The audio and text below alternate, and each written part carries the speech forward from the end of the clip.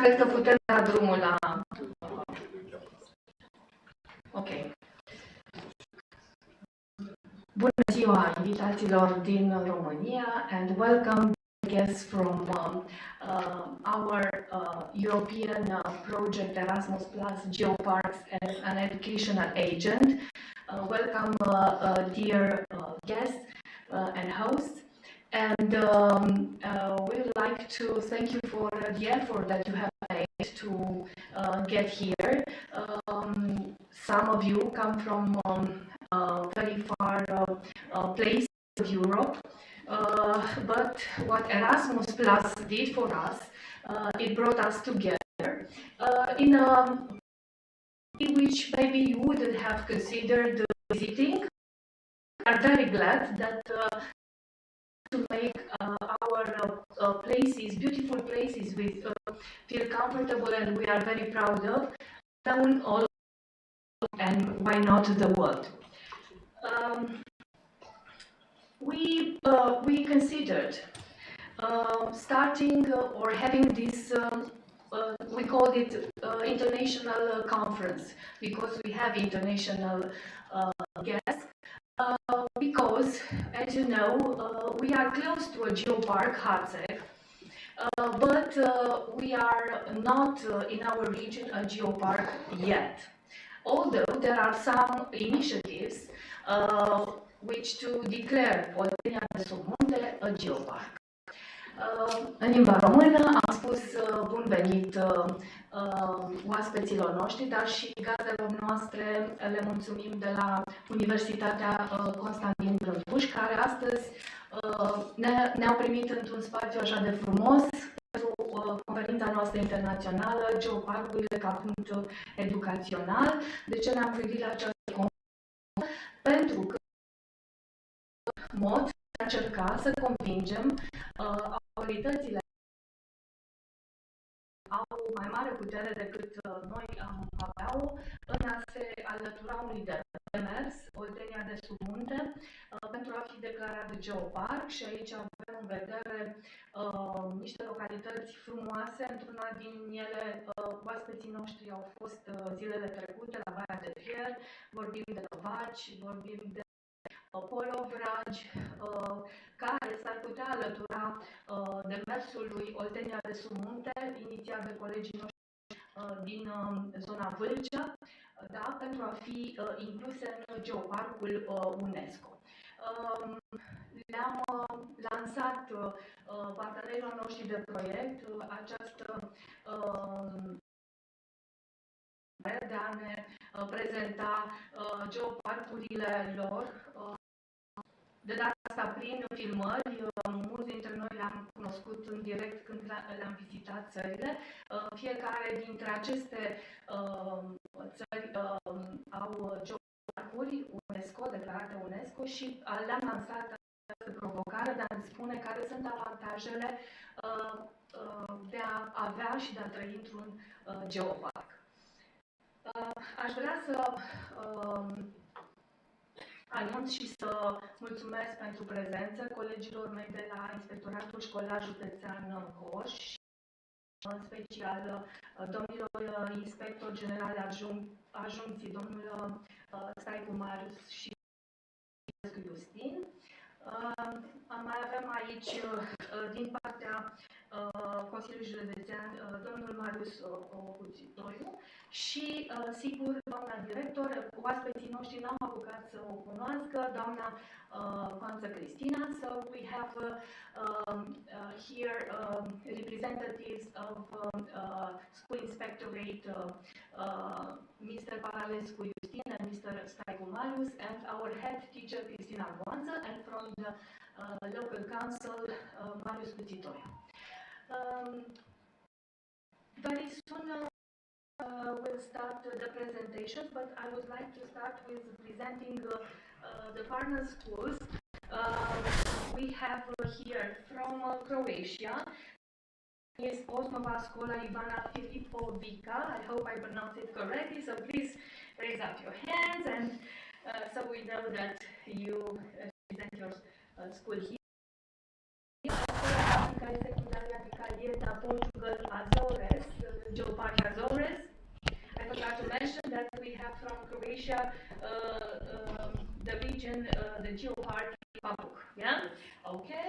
And then from the Turkish school, Sehit Ahmed Uludag Secondary School, Turkey, with the Pula Salikli UNESCO Global Geopark. And we have, it's a pleasure to say that we have the project coordinator here and the head teacher of this. Okay, and then we have from Greece, the region of Lesbos and the Lesbos Island UNESCO Global Geopark, and the school is Daily Junior High School of Petra, which is in that part. Please let us know you are from Greece. Okay, and now I would like to start with some words from the host. Domnul inspector școlar general adjunct, domnul Staicu Marius, would like to say a few words. I'm going to translate. Bună ziua tuturor! Mulțumesc colegilor de la Tudor Vladimirescu pentru invitația de a fi prezenți astăzi la această conferință internațională. Îi salut pe colegii noștri profesori din țările participante și pe elevii care sunt acum la Târgu. Okay, so good afternoon, welcome dear guests. Thank you for the invitations from Colegiul Național Tudor Vladimirescu. I will make it shorter sometimes. Eu spun ceva tuturor ce trebuie. școlar pe care îl reprezint astăzi împreună cu colegul meu Vladimirescu și colegii inspectori, este foarte bucuros ori de câte ori primește o invitație la evenimente organizate de unitățile de învățământ din Gorj. Our school inspectorate is always welcoming and open to when it is invited to such activities when from abroad in Erasmus project. Sigur, este o și profesorii din România și pentru ceilalți elevi din țările participante în proiectele Erasmus de a se cunoaște, de a cunoaște culturi diferite și de a interacționa pentru a învăța și a vedea cum funcționează sistemul educațional din România și sistemele educaționale din țările partenere. It is an opportunity for Romanian students, but also for students abroad to learn how different educational systems work around Europe. Sigur, subiectul conferinței de astăzi și subiectul, de fapt, al proiectului Erasmus pe care dumneavoastră îl implementați este unul foarte frumos, de actualitate, care nu poate să aducă decât plus valoare elevilor care participă și care studiază geoparcurile din România și din țările partenere. Of course, the topic of this conference is very generous, is very attractive, as it is very much interest for students who study geoparks around Romania and Europe. În drum spre această conferință chiar căutam pe internet să văd ce geoparcuri avem în zonă, în afară de cel pe care colega mea l-a amintit, Oltenia de sub munte și sigur mai este unul platou pe Hedinț, am văzut. Nu e UNESCO, e drept. Bine că nici cel de la Oltenia de sub munte, nu știu dacă este. Candidează.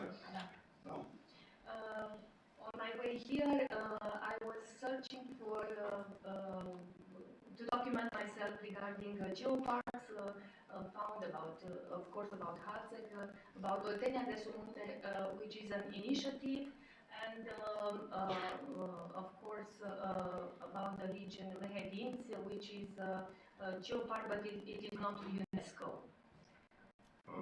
Închei prin a vă spune că în România și în special aici la Târgu aveți multe lucruri de văzut, multe lucruri frumoase. Ne aflăm în orașul sculptorului Constantin Brâncuș, cunoscut în întreaga lume pentru operele sale. I will end up my speech by saying that here in Târgu you will have the opportunity to see the monuments of Constantin Brâncuș sculpture. Și înțeleg că în programul dumneavoastră deja ați vizitat ieri orașul Nova și Baia de Fier. Am vizitat Baia de Fier prima zi, deci de 1 mai, am sărbătorit la Baia de Fier și Hatzeg, geoparcul Hatzeg. Baia de Fier, nu, eu vreau să spun că este acolo locuiesc eu. Este o zonă foarte frumoasă. Baia de Fier is a place where he lives and he hopes that you had a wonderful time. I've just told them that we have celebrated 1st of May together in Baia de Fier. Vă urez succes la activitățile care le aveți planificate în această săptămână în România și sper să fiu convins că veți pleca din România la Târgu cu o impresie foarte frumoasă de tot ceea ce ați făcut și ați văzut. Good luck with your activities and I hope you will enjoy Romania. I hope and I'm sure that you will have a great time here. Okay? As we had a lot of activities, you didn't have the opportunity to visit our school yet, but you are going to meet our head teacher, Cristina Avanza, and I would like to offer her the speech. Mulțumesc foarte mult, bună ziua și bun venit la Târgu. Welcome to Târgu. Bun venit la Colegiul Național Vladimirescu, una dintre cele mai reprezentative unități de învățământ, nu doar din județul Gorj, ci din întreaga țară. deoarece Colegiul Național Tudor Vladimirescu este o clădire, monument istoric și o instituție de învățământ istoric. Iertați-mă, datează încă din 1890. Okay, so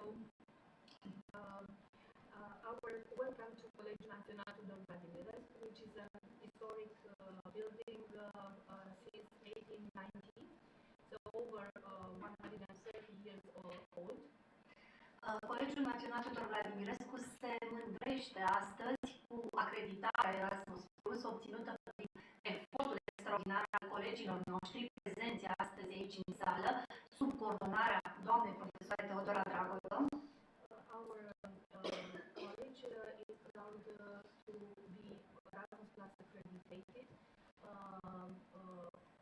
by the effort of all the colleagues in our school. Especially Mrs. Teodora Dragotă.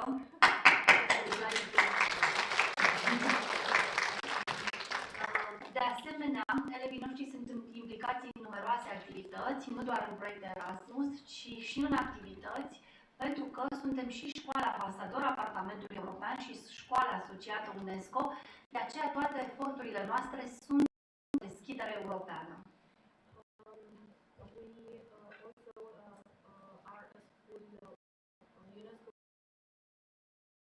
We also are school ambassador of European Parliament, so we have an opening towards an European activity.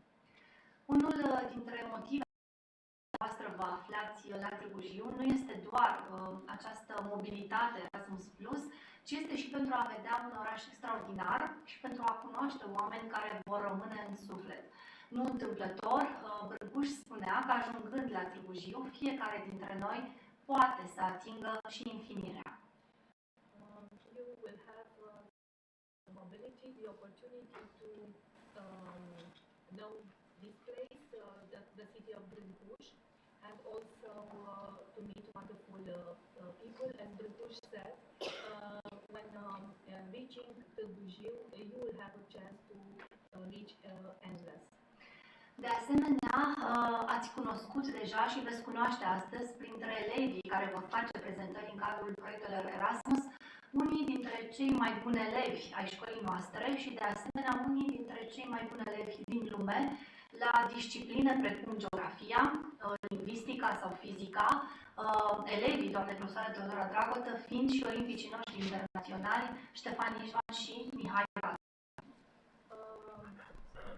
You will also have the opportunity to meet some of our students who we are very proud of, and we would mention here students who are internationally awarded in Olympiads in geography, and I would like you to, all of you, to applaud Mihai Bratu.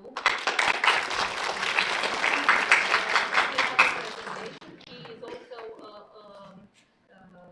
awarded a gold medal in linguistic Olympiad.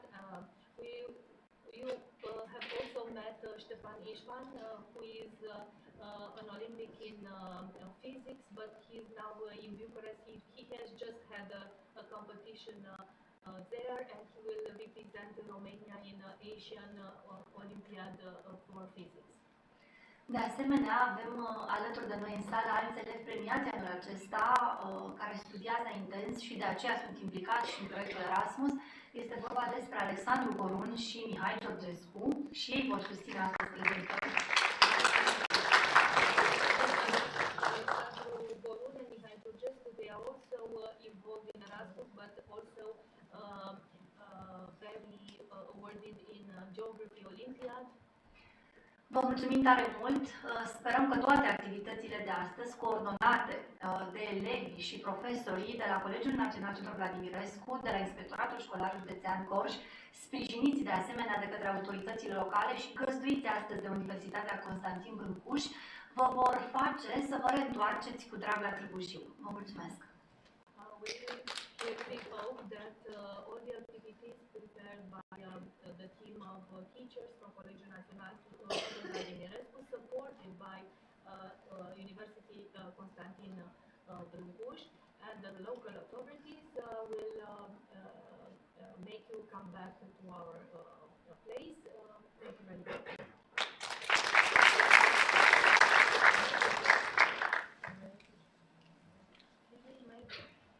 Presentation.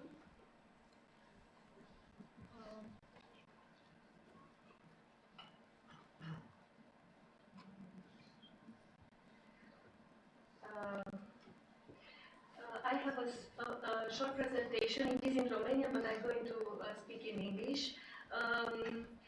So we are all in Erasmus projects. It was not always Erasmus. It is Erasmus. It was Erasmus for university since 1987.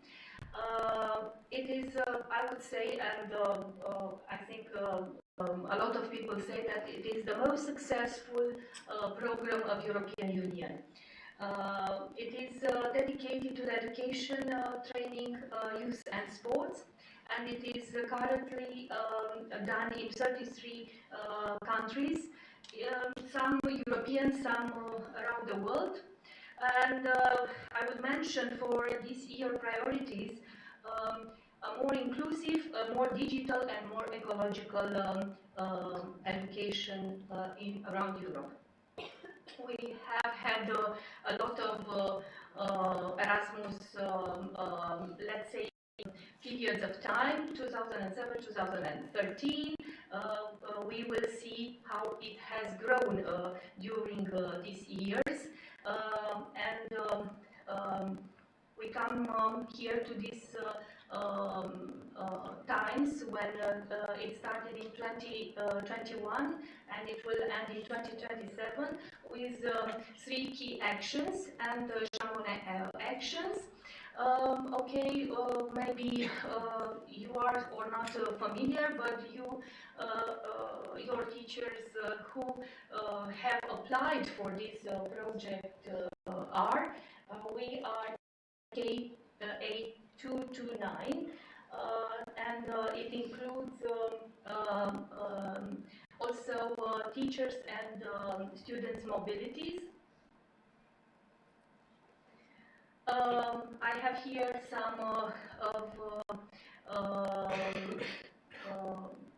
how the budget is divided in Erasmus Plus 2021-2027.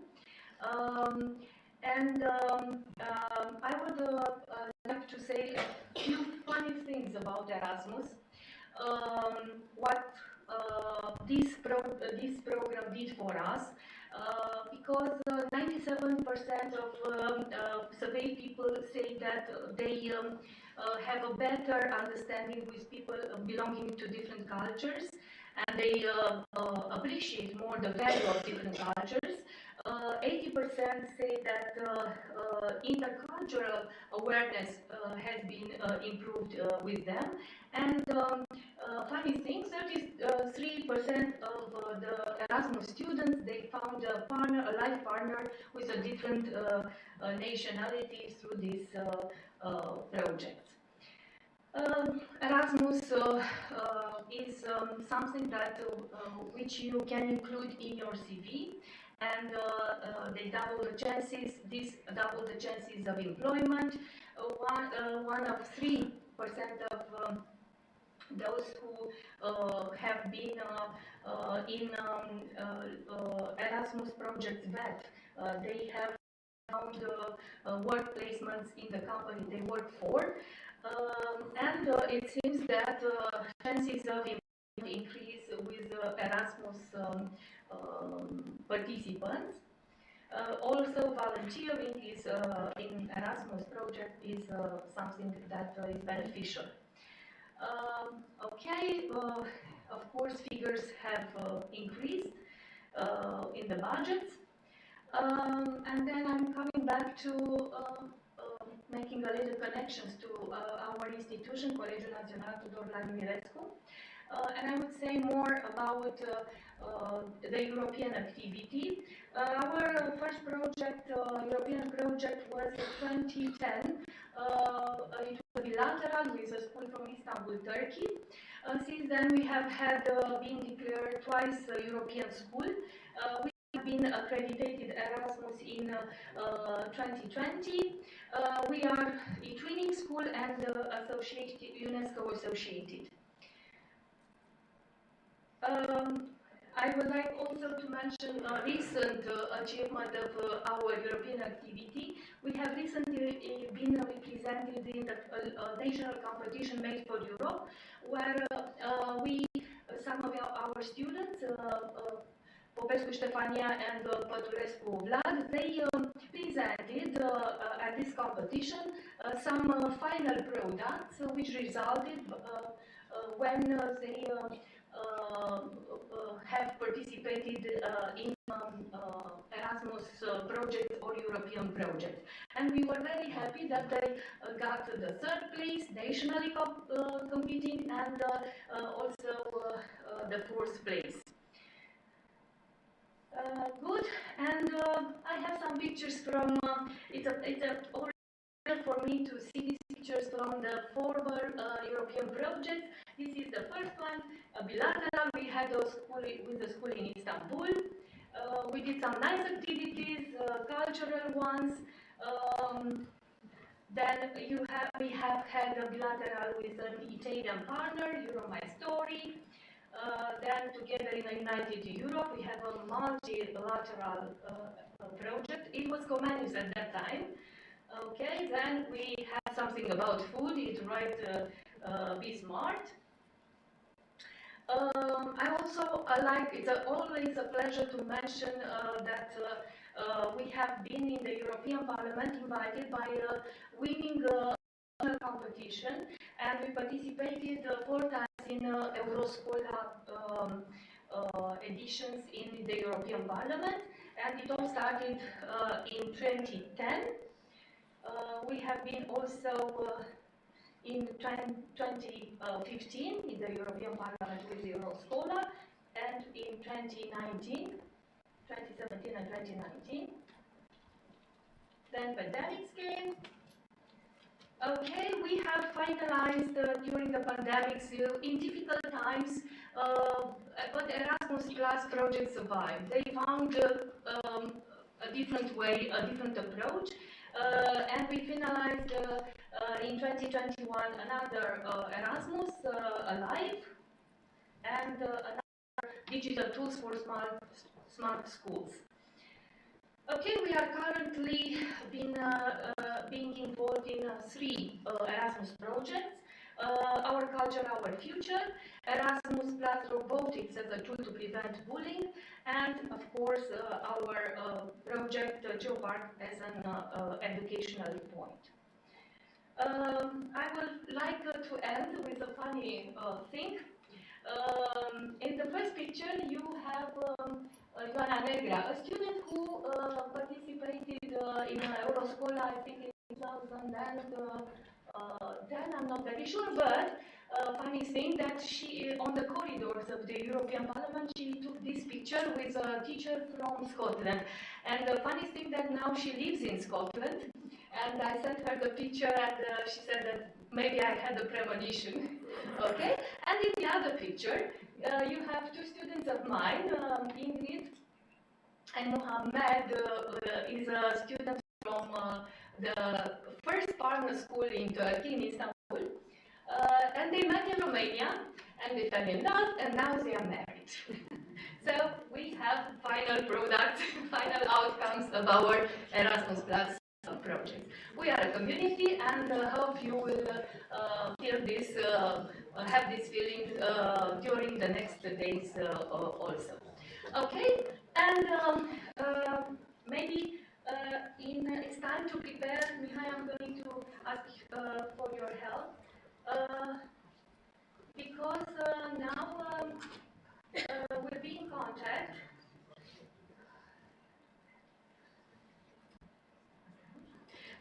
We'll be in contact with Mr. Alexandru Andrășanu from representing Geoparc, International UNESCO Geoparc Țara Hațegului.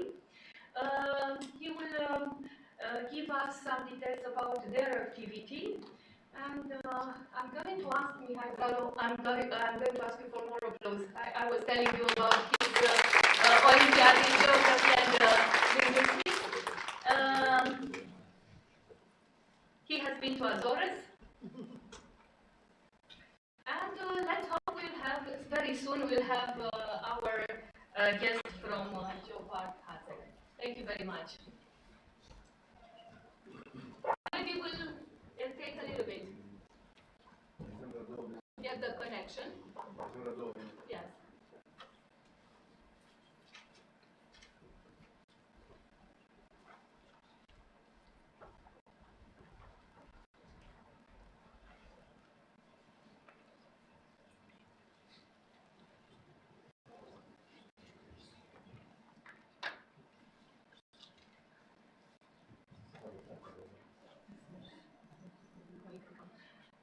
Bună ziua, n-auziți? Bună ziua, da, vă aud, mă auziți? Super, la timp, just in time. Da. Da. Bun, eu v-am prezentat, da, și prezentarea noastră va fi în limba română sau engleză? În limba română. În limba română și am să mai traduc, da? From time to time, așa, aveți și, cred că și suport vizual sau? Da, am prezentare PowerPoint. Ok, bun, mulțumim. Și pot să spun și câteva cuvinte în engleză. Ok, mulțumim. Sau dacă vreți, eu o prezint în engleză și o las în română pe ecran. E mai bine așa, da. Ok. Da? Bine. Atunci prezint în engleză și rămâne în română pe ecran. Mulțumim. Și eu vă mulțumesc.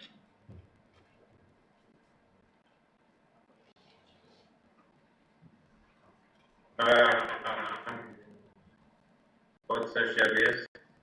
Da.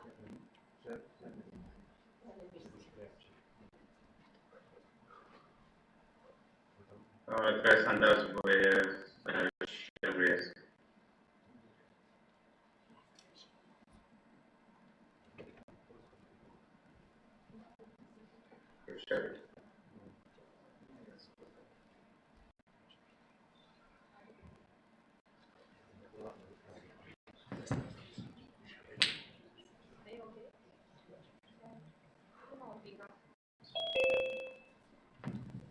Imediat rezolvăm.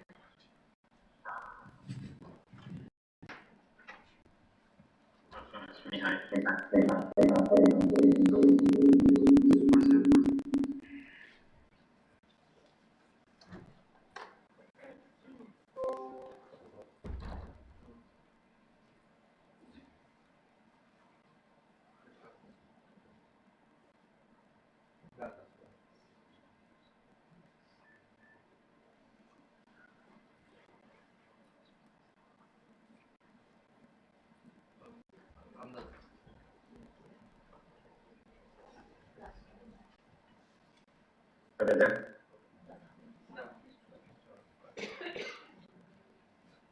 E ok? Să vedem acum? Da, să vedem. Perfect. Mulțumesc foarte mult. Hi everybody. Thank you for your invitation. I'm very glad to be with you here, and I really appreciate your project, your involvement, and some of the risks as I know. So I'm going to give you a short introduction about the Geoparks. You already know about the Geoparks. Your project was focused on Geoparks, so you already know something, but I will try to put it in a general context, let's say. Then I'll give some examples from Romania, from different Romanian UNESCO Global Geoparks, but also Romanian project, aspiring Geoparks. So my personal experience, I'm a geologist. My background is in geology. I'm working for the University of Bucharest. I'm coordinating different grant projects, including one dedicated to applied geobiology. I started to work for Geoparks in 1993, and I'm one of the co-founders of the country UNESCO Global Geopark and the initiator of the Buzău Land UNESCO Global Geopark, the two Romanian parks. I'm a member of the coordinating committee of the European Geopark Network since 2005. I was involved in different project, and I'm also an evaluator, UNESCO evaluator for Geoparks, 17 missions in 12 countries. Also, I'm the president of the Forum of Romanian Geoparks. So, congratulations for your project. I hope there are no mistakes here on the map. So, as I read, there are 5 partners. It's Azores from Portugal, Lesbos from Greece, El Hierro from Spain, and Papua. I missed the dot there. Papua Geopark from Croatia. Except El Hierro, I visited all these geoparks, so I have an idea of the local geodiversity and local community and local involvement. So for Lesbos, is all the geoparks except Papua are about volcanoes and the different stage of volcanoes, active ones or dead ones, like in Hatzeg, where the last volcanoes were 70 million years ago. So your territories and project with the Earth and Earth activities, and also the connection between people and the life on Earth on different territories. So Lesbos, it's, you know very well the technical focus from Lesbos, Ula from Turkey, it's also a fantastic place. Azores, the islands, the volcanic islands, which are fantastic. Also Papua Geopark, we had a meeting there, several meetings and several projects, and it's a very nice territory with a very good team and very nice local communities. Also, El Hierro, as you can see here, I put in some geological aspects. It's about where El Hierro Island was formed 1 billion years ago due to the activity of the magma beneath inside the Earth. But as you can see from the picture, El Hierro is not only a geopark, it's about Earth, it's about biodiversity, and of course it's about people living there. I'd say Geopark is very well known for its famous dinosaurs, dwarf dinosaurs of Transylvania. They have here a reconstruction, so going into the Earth history, we can discover rocks, fossils, and we use them to reconstruct their life how it's supposed to be. Of course, nobody was there to take a photo and to pass this photo to us, but we can, based on scientific discoveries or scientific research, we can imagine how it could be. So on the left hand, you have a reconstruction of the life on Hatzeg Island, the big pterosaur, like the size of a small plane, and also the herbivorous and carnivorous dinosaurs, very famous and unique in the world. On the other picture on the right hand, there is also a version of a dinosaur from Hatzeg, the famous Magyarosaurus dacus, which was discovered more than 100 years ago, and paleoartistic reconstruction was done by paleoartists from if you're some of you already visited Hatzeg, some of you are invited to visit Hatzeg and to see these reconstructions. So, starting from the 40 samples of territories, and I suppose during the project you describe them, try to discover them in more details and to present them in different educational activities, in promotional activities, but more than that, you have tried to understand, let's say, the hidden part of a territory. We visiting the territory, we can see the morphology, we can see the settlements, the people, constructions, local architecture. Of course, we can discover local biodiversity, landscape, and so on. But everything is based on the background, on the rocks. So a geopark is trying to connect the story of Earth with the story of people. And everything is starting searching the rocks. As you can see, you can go along rivers, you can climb up or you can dig and find rocks which, let's say, in the beginning are just rocks, but going deeper and deeper inside the rocks and comparing them and trying to understand them, the rocks came to life. As you can see on the bottom, they can come to life and they can tell us their stories. And we can connect these stories with the story of people. So one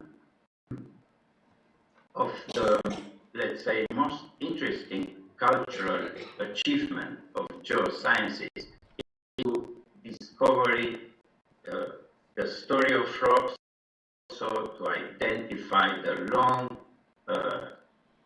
time history of the Earth, the so-called deep time and the story of the Earth.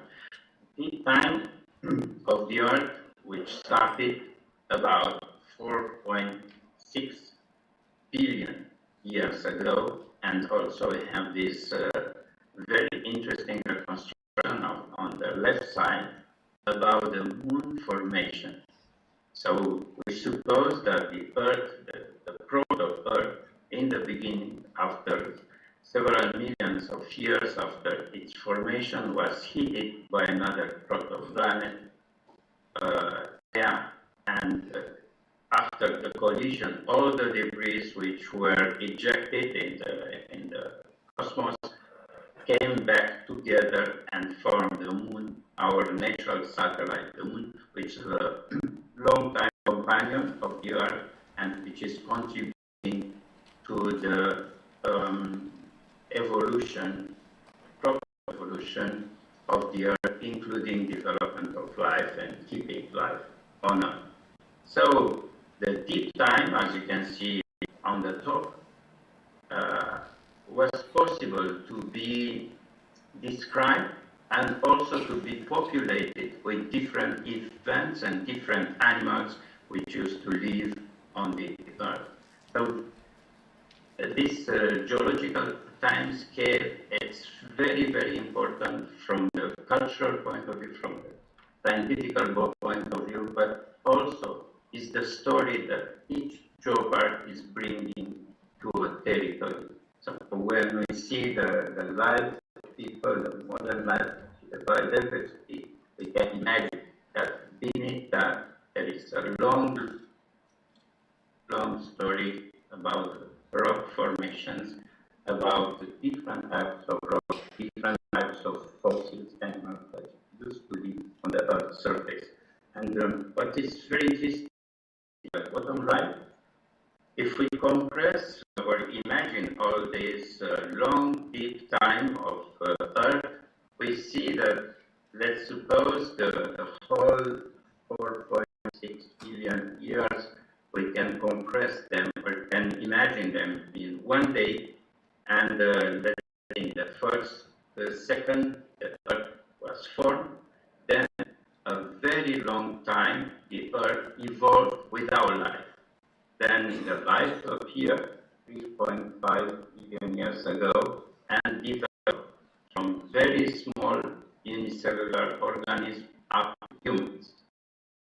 The humans, our species, appeared in the last minute of the day. So we are very, very new, and our civilization, us as a species and our civilization are deeply connected with the life history and the Earth history. It's the reason we are saying that together the story of Earth and the story of people. And the name Geopark is coming from Gaia, the Earth of the goddess of the Earth, the Greek goddess of Earth. And when we are speaking about Geopark, we are speaking about this goddess which is protecting us, which is supporting us, and we have to pay attention to have and to keep its memory and to respect its history. So Geopark started from the idea that when we have a territory, where we can see rocks, fossils, buildings, different industrial activities, mining, quarries, and so on, we have to think not only about people, but we have to think about the history of the rocks. So a Geopark is about the people and about the place in their living. During long history, every territory where we can see it, where geology is obvious, there is a strong connection between the geology, the geodiversity of the territory, and the people, the cultural identity of local people. Their way of living, the industrial and economical activities, much part of them are influenced by the local resources. And finally, the raw materials they use and their local identity is shaped through the century or millennia by this continuous dialogue between local people and the earth. And we have the so-called local identity based on this continuous dialogue between man and earth. And what we are calling a cultural heritage, tangible or intangible cultural heritage, is influenced by that. Just imagine one territory and different names of rivers, of hills. Some of them are directly reflecting the geology of the territory, but other ones are not quite directly, but we can identify the roots. And finally, when we define a geopark, when we choose a territory, we can't build geopark everywhere. Of course, but there are territories where this connection between earth and people is very obvious, as I presented in the first slide. In your territories, it's obvious the volcanoes influence the local communities. The local communities are living around volcanoes. They exploited the raw materials there, they use them, and also all these shape the local identity. Imagine Azores or El Hierro or the other territories, but these two ones are living in active volcanoes, so the earth activity, the geological process are directly present to the human life. So geopark territories are places where these connections could be discovered, presented, and also we can identify the roots of local identity, because local identity is the most important thing a local community has, and can use it to don't lose the roots, for development, and also to generate a socio-economic development for a better future. Also, local mythology is connected to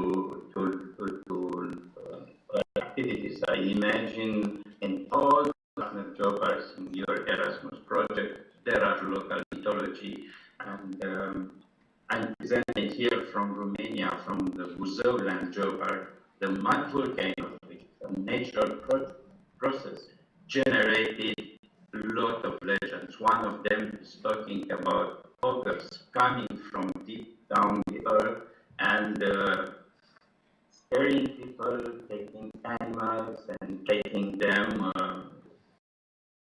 grabbing animals and taking them deep down in the earth.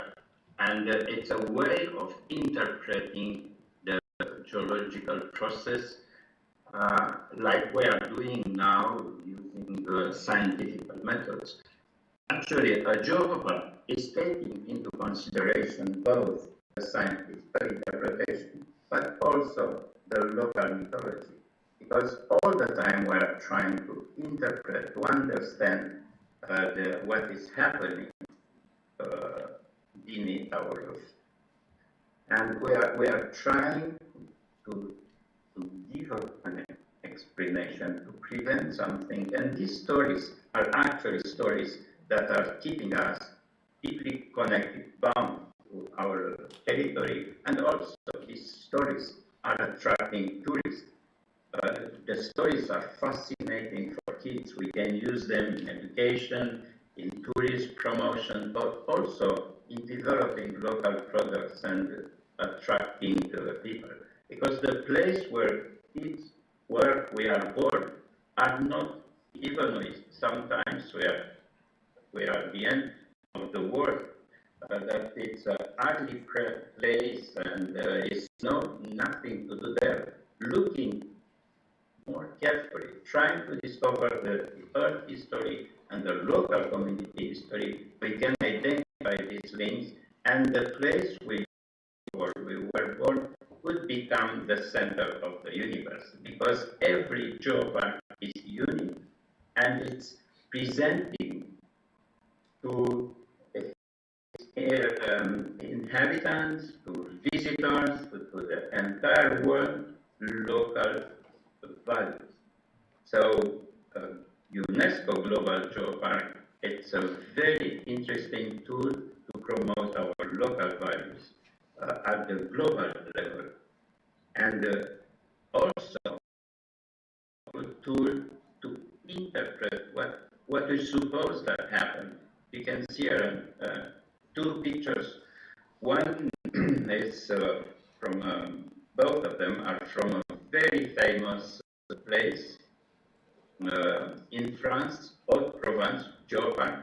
Haute-Provence is the #1 geopark, is the first geopark, let's say, and became the model in the development of the network.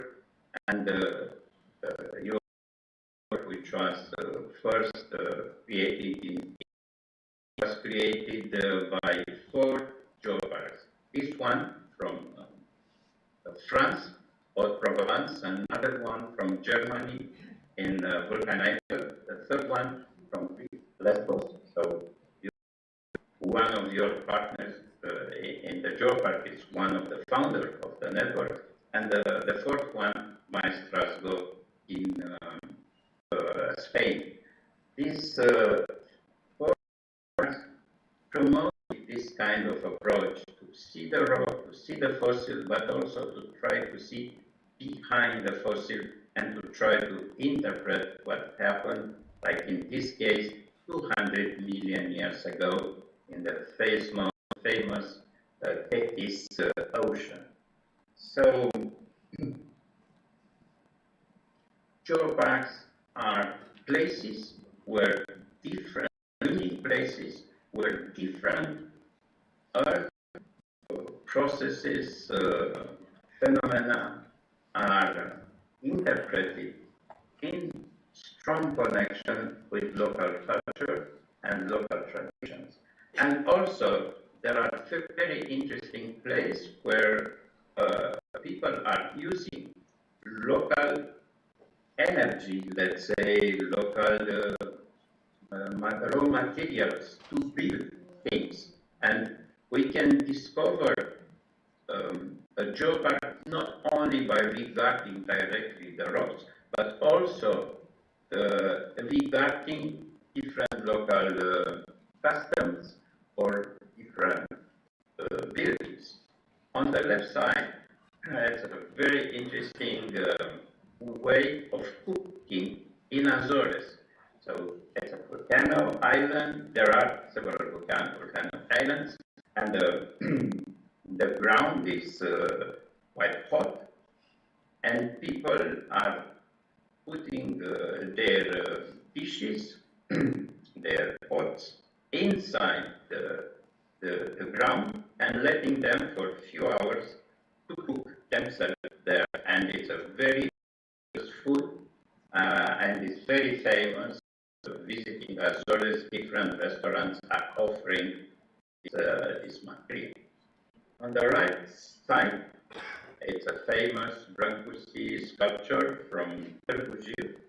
I suppose you already know it, you already visited it, and I'm launching you a question and let's say an exercise to discover which kind of rock was used as a raw material for this famous sculpture, and where from the rock is coming. So it's an open question. Please write to me after. I'm inviting you, the group of students involved in the project to try to see that, because behind every building or artwork there are rocks, and it's very interesting to see also the story of rocks, how the rocks were formed, where they are coming from. For example, the big pyramids are made of very interesting rocks from an old sea, disappeared sea, which was covered Egypt area several tens of million years ago. So the question is open. Now, if you see the concept, you imagine why this program, which started in Europe, as I told you, in the early 90s, then in 2000, the European Geopark network was formed, starting from 4 territories, but a lot of developed Geopark projects and joined the network in the coming years. And the model became a global model in 2004, and the global Geopark network was developed. Then, in partnership with UNESCO, the program arrived to become a UNESCO Global Geopark program in 2015. And now there are 177 territories from 46 countries, and there are new to come this year, and another projects are already sent their application to become a UNESCO Global Geopark. To become a Global Geopark, we have to fulfill a lot of criteria to identify all the connections I presented, also to develop economical activities, educational activities, political activities, and to prove that the territory of the Geopark is a well-structured and could play, the Geopark could play a social and economical role in local development, and also could promote at a global level the unique assets, values, culture, nature, geological values of the territory. And Geopark, it's an ambassador of the region and of every country. This program is very dynamic, and in very short time will pass 200 territories, maybe 50 countries, and will continue to grow. Why is it's so interesting, a Geopark? It's interesting because a part of geology, culture, it's giving an opportunity to people to do something for their territory. For example, here on the right side, it's a young man from Rio Geopark in Nicaragua, and he and his friends had the idea to paint all the houses of his village with pictures depicting, presenting local nature, culture, or geological values. And its village became very famous in Nicaragua. Now, the Rio Coco Geopark is member of the global network, and other countries from Central America are going there to visit, to see. And this guy is very proud because he did something very creative for its community. On the left side, it's one of my colleagues from Basque Coast, Asier Hildario. He is the UNESCO evaluator when we did together this mission in Nicaragua. Here, it's a geopark from Indonesia, Palabunhan Ratu geopark. And during the mission here, there are some pictures during the evaluation mission. Every geopark, when it's ready and it's sending its application to become a UNESCO territory and a member of the Global Geopark Network, has to receive the visit of 2 evaluators from 2 different countries. Evaluators are spending minimum 3 days in the field, meeting people, talking with them, from schools to mayors to president of to local producer, NGOs, everybody who is involved in geopark development. And the 2 evaluators need to discover if it's a real geopark, if it's they have a real strategy, a management team, a budget, and a clear vision for local development, especially to protect local values and to create connections, as I told in the beginning, between the story of Earth and the story of people and story of life. So on the left side, you can see one place where several students from different schools and the representative of local communities came to meet with us as evaluators. And on the right side, you kids from a local school and our mascot from Hatzek, from Romania, and the other side. I'm still receiving messages from Indonesia from these kids. We will have to hurry with the ending because we have somebody else. Okay. So, a geopark, as I told you, it's a territory. You can see a Hatzek with local values, with really the brand around dinosaurs and around volcanoes.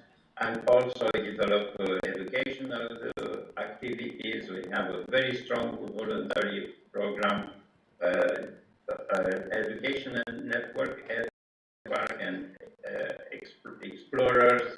Our volunteers is one of the best volunteers in Romania and one of the best in Europe in geoparks, and our volunteers are involved in different kinds of activities and connections with other volunteers and other geoparks. Here, they helped last month, 2 months ago in March, to organize the EGN meeting in Hatzek. In Romania, there are also other, starting from the Hatzek model, there are also other territories, as I told you, the land, but also other 2 aspiring geoparks, Munte and Carpatera, Buzău, in the eastern part of Romania. There are mud volcanoes, salt, amber, and so on. A lot of activities for kids and for tourists. Carpatera, which is in Brașov County, they have different kinds of activities. There is a strong, and I suppose will be one of the next geopark in Romania. And of course, Oltenia de Sumunte, which is not far from you. It's a very ambitious project, and I'm inviting you. This year they are inviting us in July for the Târgu Festivalul Colegiul.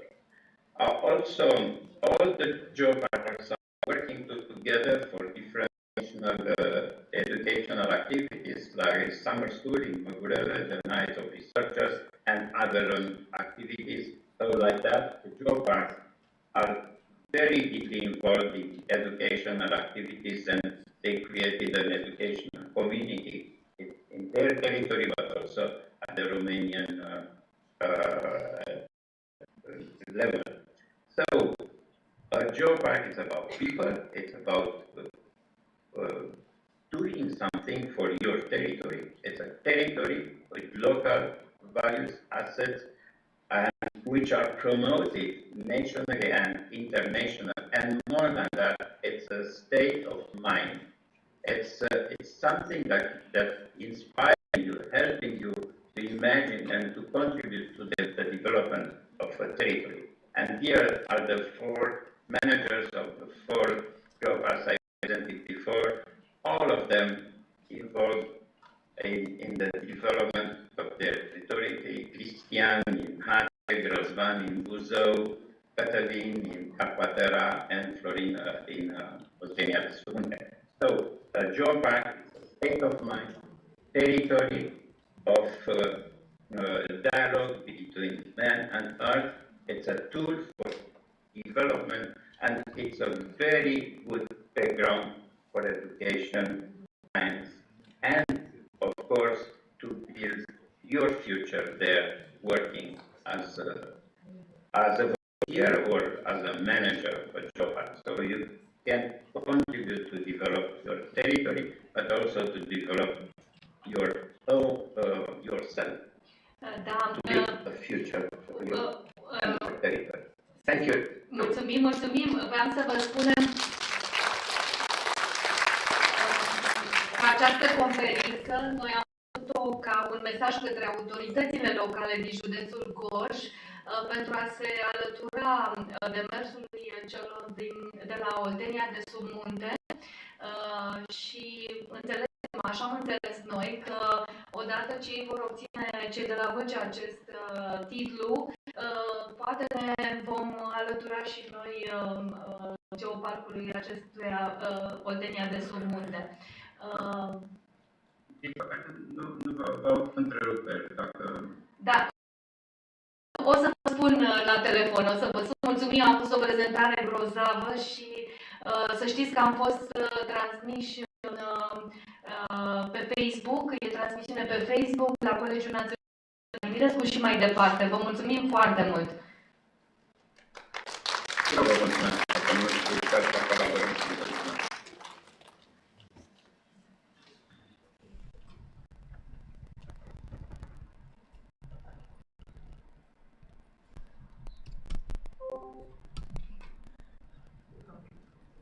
În programul nostru, domnul Florin Stoican, urmează să facem conexiunea pe Zoom, directorul Oltenia de sub munte, da? Geoparc aspirant. Încercăm, Mihai, să...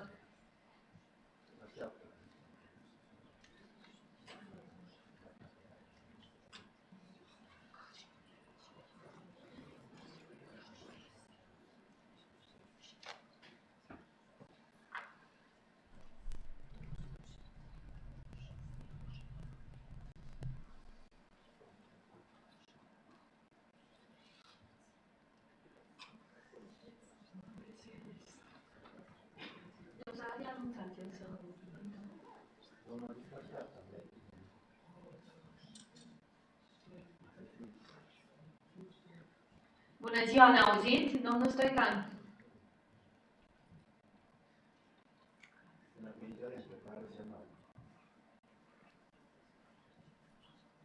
Să-l și sunați telefonul. Sunați-l dumneavoastră.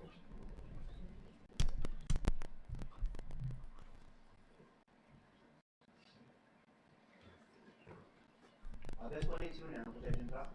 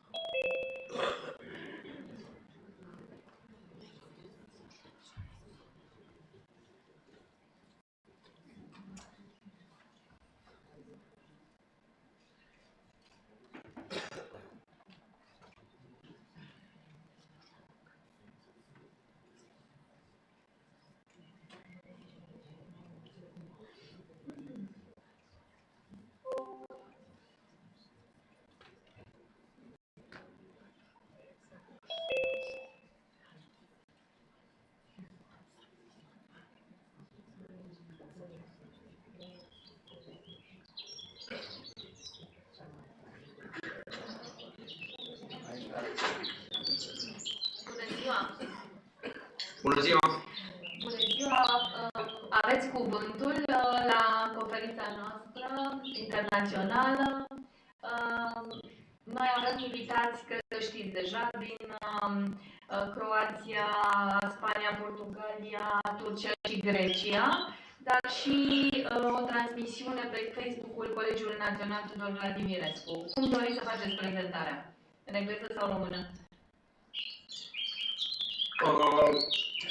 Inițial înțelesesem că în engleză, ulterior am vorbit cu colegii dumneavoastră și mi s-au spus că în română. Da, faceți prezentarea română și am să transmit eu mai departe. Văd că vă aflați într-un geoparc.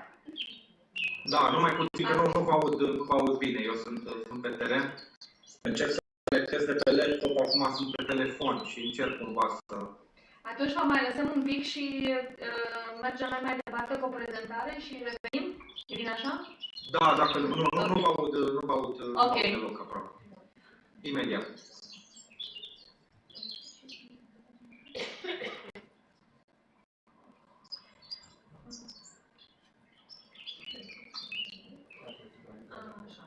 Da.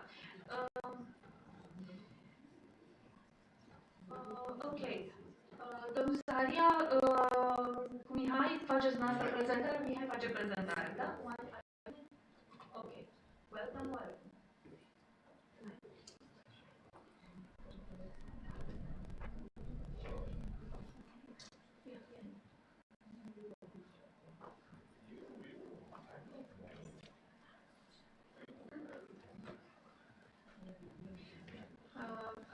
So I'm going to introduce again Mihai Bratu, the student we are very proud of. He is not only awarded in Olympiads in linguistics and geography, but he's an example of modesty and self-behaving. So I'm going to offer him the floor for presenting us the importance of geoparks, a material he has prepared his coordinator, geography teacher, Mr. Zaharia. Hi, I'm Mihai and I'm going to talk about the importance of geoparks. This material was created by my teacher, Mr. Zaharia, and I will present it. First off, the Global Geopark Network is an international organization of geoparks, and it unites geopark professionals which are committed to conservation, management and communication of the Earth's heritage and as an integral part of our world natural and cultural heritage, which can be both tangible and intangible. Global geoparks are tools to conserve and enhance the value of areas of geological significance in planetary history, including landscapes and geological formations which are key witnesses to the evolution of our planet and determinants for our future and to promote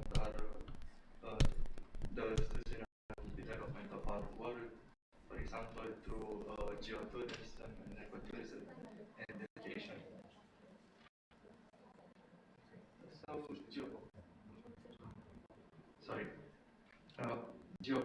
Global geoparks are living, working landscapes where science and local communities engage in mutually beneficial So it is important in geoparks to conserve both the natural and the cultural aspects of the area. They encourage awareness of the story of the planet as read in the rocks landscape. They promote the links between geological heritage and all other aspects of the area's natural and cultural heritage, as I said before, demonstrating that geodiversity is the foundation of all ecosystems and the basis of human interaction in the landscape. Here we have, and also on the previous slides, we have photos from different geoparks around the world. Here we have a photo from Zor's geopark. The network, the European Geoparks Network was created in 2000, and currently brings 94 territories from 28 countries on our continent. Worldwide, there are the International Geoparks Network unites 177 territories in 46 countries. The number of geoparks with UNESCO recognition increases every year, so new territories are always assessed and accepted. Besides the Hudson Geopark, as was said before,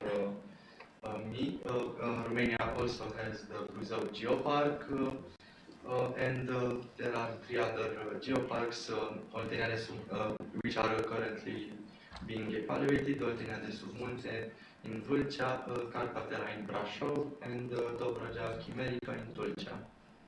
The University of Bucharest and the Geoparks Forum are the ones that scientifically support the establishment of coherent territories in position to obtain the prestigious UNESCO recognition. The Hudson Geopark, which you probably have visited already, includes elements of special geological interest alongside elements of ecological, archaeological, historical, and cultural interest. Of course, the most iconic thing about this geopark, which is also in their name, and the logo is the dinosaurs. The dinosaurs discovered in other country are unique in the world because being on former island, they are usually smaller. So here is the value of dinosaurs. Some exhibits from the geopark house Phaseocopteris, and the latest fossil discovered, Phaseogalosaurus, Platycephalus, an ancient herbivore approximately 2 meters long, a nest with dinosaur eggs, and the volunteering program managed by the University of Bucharest, created in 2013, became one of the most well-known and appreciated volunteering programs in Romania, with 220 volunteers. They also have ambassadors, which are selected, as it says on the slide, from among the volunteers, and they must follow a certain procedure, and they get recognition. So I have already talked about Geopark. Here we have some photos from our activity in the Geopark in 2021, I think we went.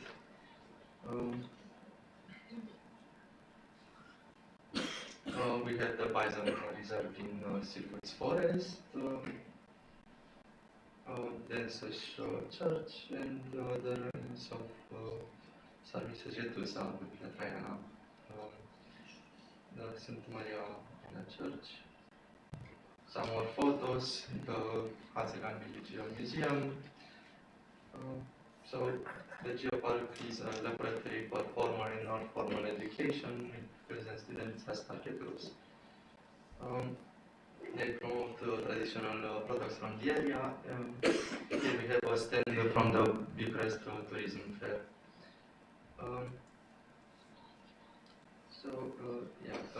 Between 27, at the end of March this year, the Hudson UNESCO Geopark and the University of Bucharest hosted the most important meeting of members of the European Geopark networks. And it was the first time we hosted such an important event. The participants are specialists in their field, and the main theme is to the meeting is dedicated to objectives of sustainable development. Here is some photos, and thank you for your attention.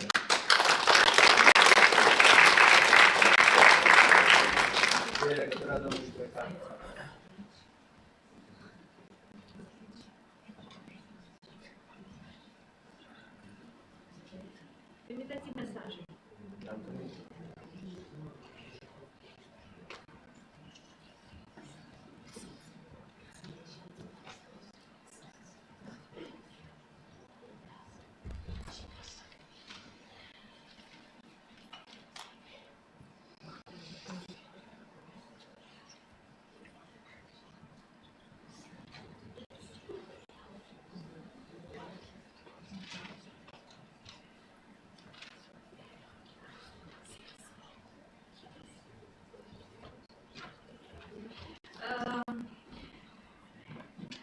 Domnul Stoican, ne auziți? Dacă nu, we continue with the presentations of our partners. Din rezervare de timp. Maybe?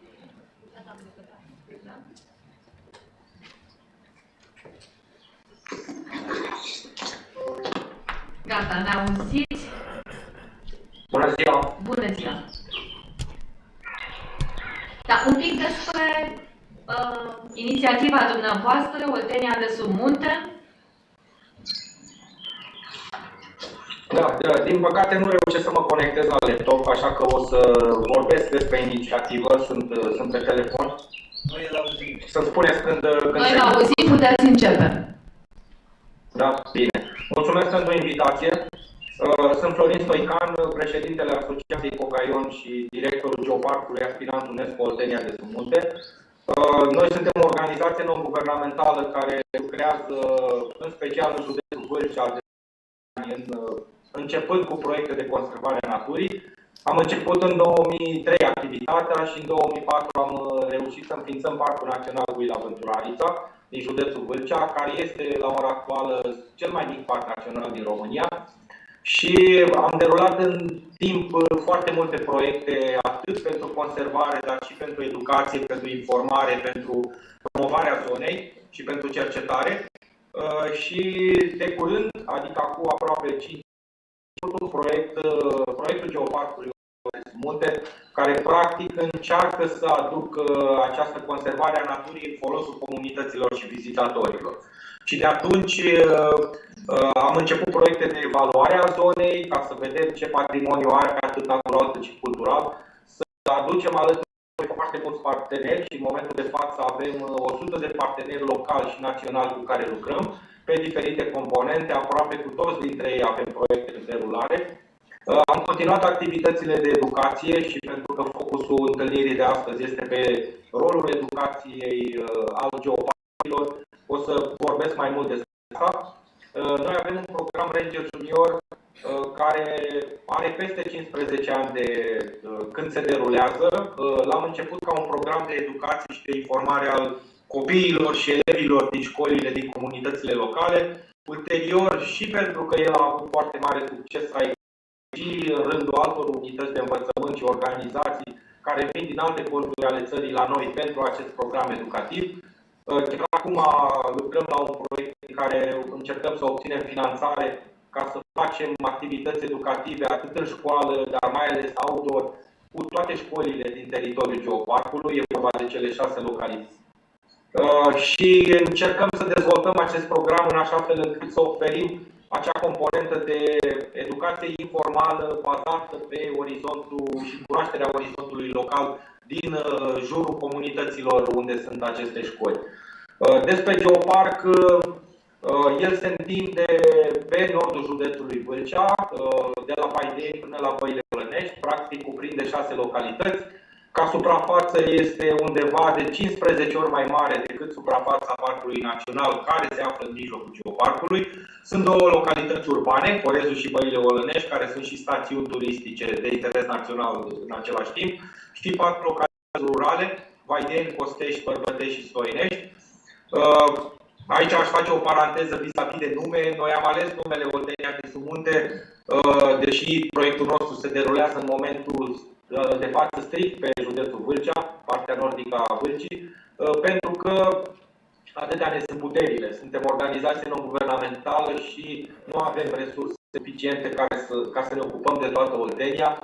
Ne-am dorit asta și sperăm că la un moment dat să extindem acest proiect și am și avut discuții la Gorj cu reprezentanții autorităților.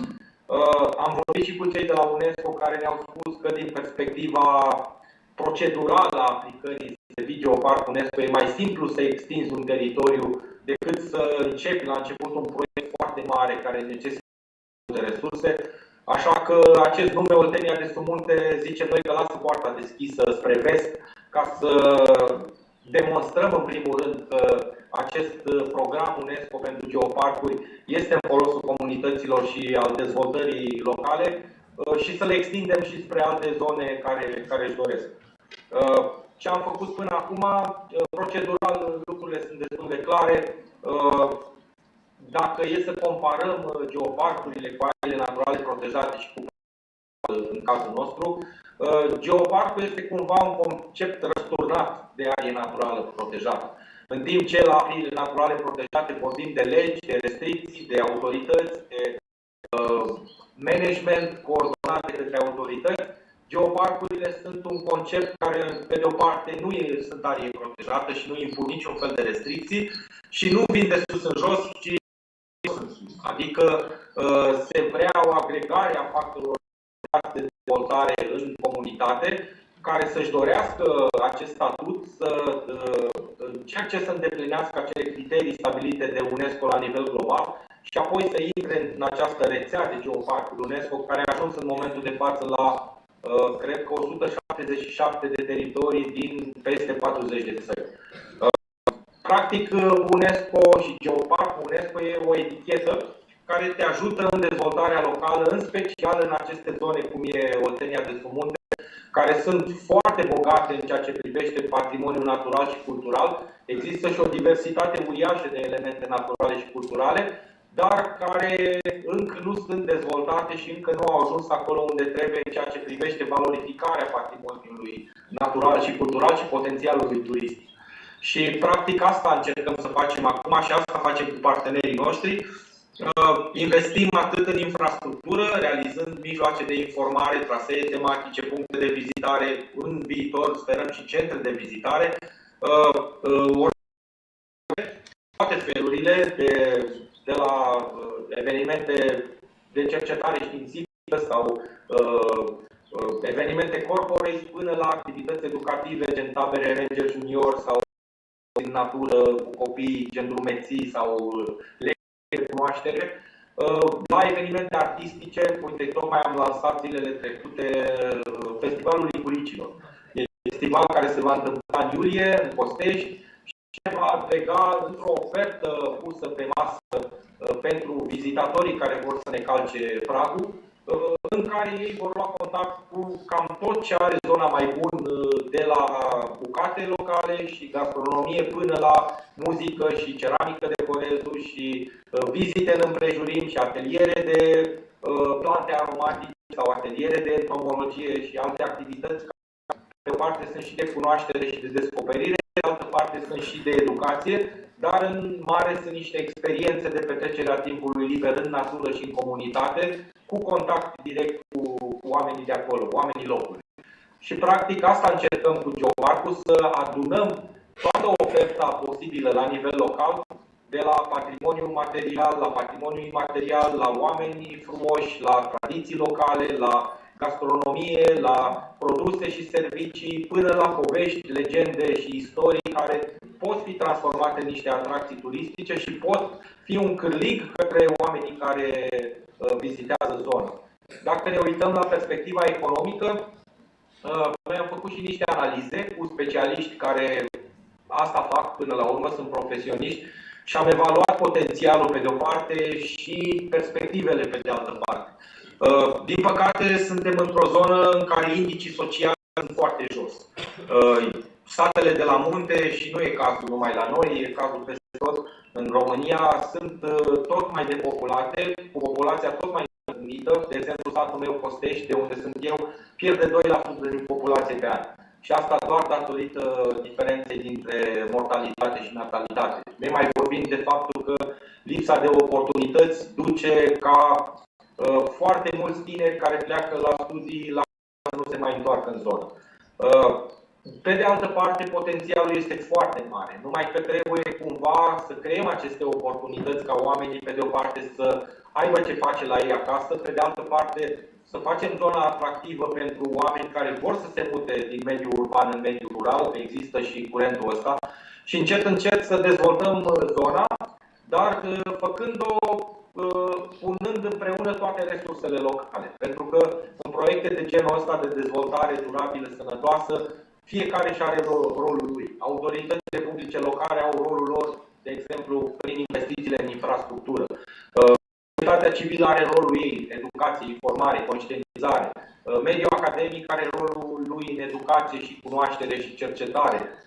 Antreprenoriatul are rolul lui foarte important pentru că ei dezvoltă până la urmă piața de servicii turistice care cresc atractivitatea unei zone. Ei bine, dacă punem toate aceste resurse împreună către o strategie la care să tragă cu toții, până la urmă reușim să reversăm acest proces de scădere a indicilor socioeconomici, pentru că până la urmă fiecare zonă ceva dat de la Dumnezeu și apoi de la oamenii care au lucrat în zona respectivă. Și fiecare lucru de pe pământul ăsta, zicem noi că are valoarea pe care noi oamenii o dăm. Și nu contează atât de mult până la urmă cum numim aceste teritorii, că le numim parcuri naționale, geoparcuri sau pur și simplu AT-uri sau orice altceva. Nu sunt altceva decât niște convenții de ale noastre, de ale oamenilor.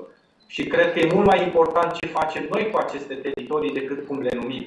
Și dacă le dăm valoarea pe care ele cu adevărat o au, până la urmă reușim să le transformăm nu numai în niște zone cu care să ne mândrim vis-a-vis de patrimoniu, dar putem să le transformăm și în niște zone care atrag vizitatori, atrag prosperitate, atrag bunăstare pentru comunități, aduc satisfacții vizitatorilor și în final mai mulțumită. Din perspectiva noastră, urmează ca în acest an să depunem la UNESCO documentația pentru validarea ca geoparc UNESCO. Procesul e de lungă durată, nu înseamnă că urmează o evaluare, niște auditori străini care vin să vadă ce facem și ce vrem să facem, discută cu comunitățile, discută cu partenerii. Decizia va veni cam la 2 ani de acum înainte și de-abia atunci începe munca adevărată, pentru că, da, avem etichete. În teritoriul Oltenia de Submunte al geoparcului nostru avem deja 2 obiective UNESCO. Avem Mănăstirea Corezul și avem Ceramica de Corezul, patrimoniu imaterial. Dar ce facem cu ele? Aici e mai mult de lucrat și noi zicem, cei care lucrăm în domeniul ăsta, că geoparcul e un concept care nu te lasă să dori. Tot timpul trebuie să lucrezi, să aduci ceva nou, să faci ceva în plus. Și nu te lasă să dormi nici cei de la UNESCO, pentru că spre deosebire de un statut de arie protejată care e statutat de către o lege a guvernului țării, statutul de geoparc UNESCO e doar o etichetă care se dă în baza unor evaluări și apoi e o etichetă care trebuie reînnoită la fiecare 4 ani. Adică la fiecare 4 ani vor veni alți evaluatori care vor verifica ce facem și cum facem și practic trebuie tot timpul să excelezi, să aduci ceva în plus, să construiești mai mult decât ai făcut înainte ca să rămâi în această elită a rețelei globale a geoparcurilor. Și noi însă suntem foarte încrezători. Faptul că sunt peste 100 de factori locali de toate categoriile, de la politicieni până la școli și ONG-uri, care s-au alăturat acestui proiect și îl susțin, ne dăm credere și până la urmă credem că vom reuși să ducem Oltenia de Submunte acolo unde e locul, ca una dintre destinațiile turistice de top ale României. Da, și să o aduceți și la Gorj. Să o aduceți și la Gorj. Oltenia de Submunte să fie și la Gorj. Da, sigur că da. Da? Pentru că unul din obiectivele acestei conferințe, pentru că elevi și profesori care ne-am aflat implicați în acest proiect, am vizitat geoparcuri din zonele școlilor partenere și am fost impresionați de ce am văzut acolo. Și am auzit de inițiativa dumneavoastră, de aceea v-am chemat aici și să tragem un semnal de alarmă, să ne alăturăm și noi, zona Gorj, în demersul dumneavoastră, în proiectul dumneavoastră. Și vă mulțumim foarte mult. Eu o traduc un pic din ce ați spus dumneavoastră, o să fac un rezumat. So, Oltenia de Submunte is an initiative in a neighboring area. Mai aduceți aminte anul în care ați început inițiativa cu Oltenia de Submunte? 2000? Din păcate vă aud foarte prost, să știți, n-am înțeles aproape. Ok, don't bother. Îmi pare rău. Da, 2018. Okay, and because in the rural areas there are some social, economic issues, and population is decreasing, and there are fewer and fewer opportunities for local people. This is an initiative which gathered around 100 institutions which to support this initiative for Ortenia de Sumunte to be declared UNESCO Geopark. And with all the benefits coming from it. Ok, mulțumim mult. Mai aveți ceva de adăugat, domnul Stoican? Nu, eu am terminat prezentarea. Mulțumesc și eu. Vă mulțumim foarte mult. Felicitări și succes! Mulțumesc la fel, la revedere! Okay, and now we are going to start with the presentations of the countries. Who wants to start? Okay, Croatia.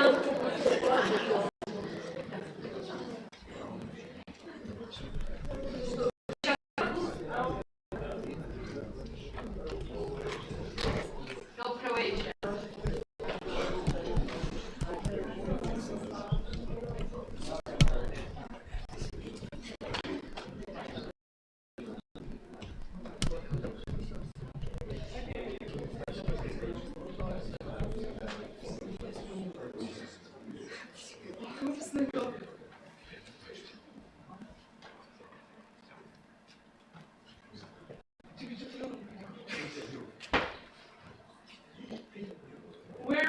Where is our presentation?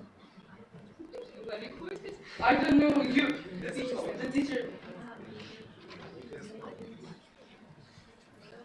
Maybe Croatia. You opened our presentation. Yeah, is this two parts of it? Huh? No? Maybe you should wait a little bit.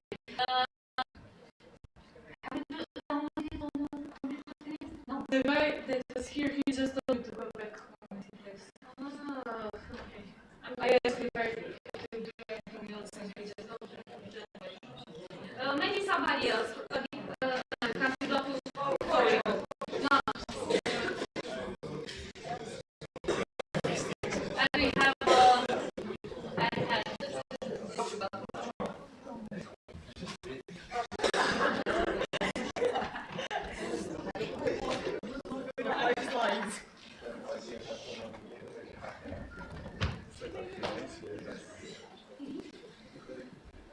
So we come from Portugal, from the beautiful island of São Jorge, that belongs to Açores Archipelago, and my students, Miguel, Bernardo, Daniel, and Lourenço, will talk about the geopark and the problematic that is there for local and regional development.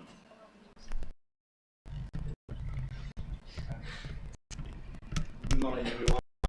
The Geopark Resource must assert itself as an area that combines the protection and the promotion of its geological heritage with the development of the territory and population. Its geosites, which relate to the memory of geological history of the Earth, integrates the concept of geoconservation, education, and sustainable territorial development. A geopark is an area with territorial expression and well-defined limits, which has a notable geological heritage associated with a strategy of sustainable development. Thus, the geopark integrates a significant number of sites of geological interest that, due to their particular or rarity, present scientific, educational, cultural, economic, scenic, or aesthetic. That is, they can be considered as geosites. Their sites may also have other reasons of interest and value: ecological, historical, and cultural. Parks and other related infrastructure, which should be connected in a network by trails and routes. The geopark resource, given its nature, must meet the objectives of conservation through the preservation of geosites of particular importance, and also exploring and developing methods of geoconservation with the aim of protecting the geological heritage for future generations. Education. Promoting the education in geosciences of the general public and also the student community, organizing activities and providing logistical support in communication of scientific knowledge and environmental concepts. regional development, stimulating economic activity and sustainable development of the populations in its area of influence, enhancing the local social and economic development through an image of excellence intrinsically related to a recognized geological heritage, which attracts a large number of visitors.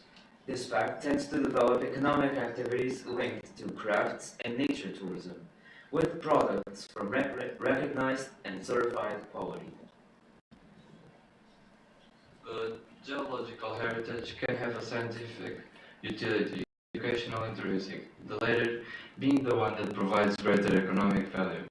It is a tourist aspect, also presupposes the existence of construction and infrastructures, and the creation of jobs directly related to the dissemination of the geological heritage, hotels and restaurants, thus boosting the economy local. When tourism and science are interconnected, new opportunities arise, science reaches new audience, and tourism provides new opportunities and better experience, offering a different view of the landscape and providing new reasons for exploration and discovery. The Geopark source stimulates economic activity and sustainable development of the populations integrated in its area, as it enhances the socio-economic development through the promotion of an image of excellence intrinsically associated with the geological heritage of recognized importance, which attracts visitors and encourage major tourism in general and geotourism in particular. These frameworks favors the creation of local companies linked to tourism of nature with certified quality products. In this way, geotourism is promoted, traditional activities are encouraged, many tools related to the geology and location of the region. Thank you for your attention, and that was all.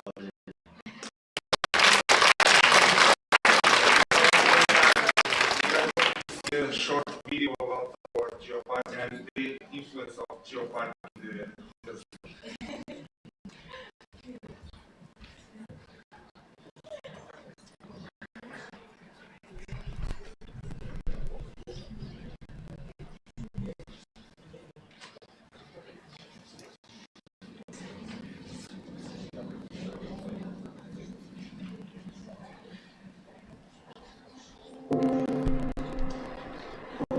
Novilha Zoom Geoparque Açores. Sejam bem-vindos à descoberta do exuberante património geológico açoriano.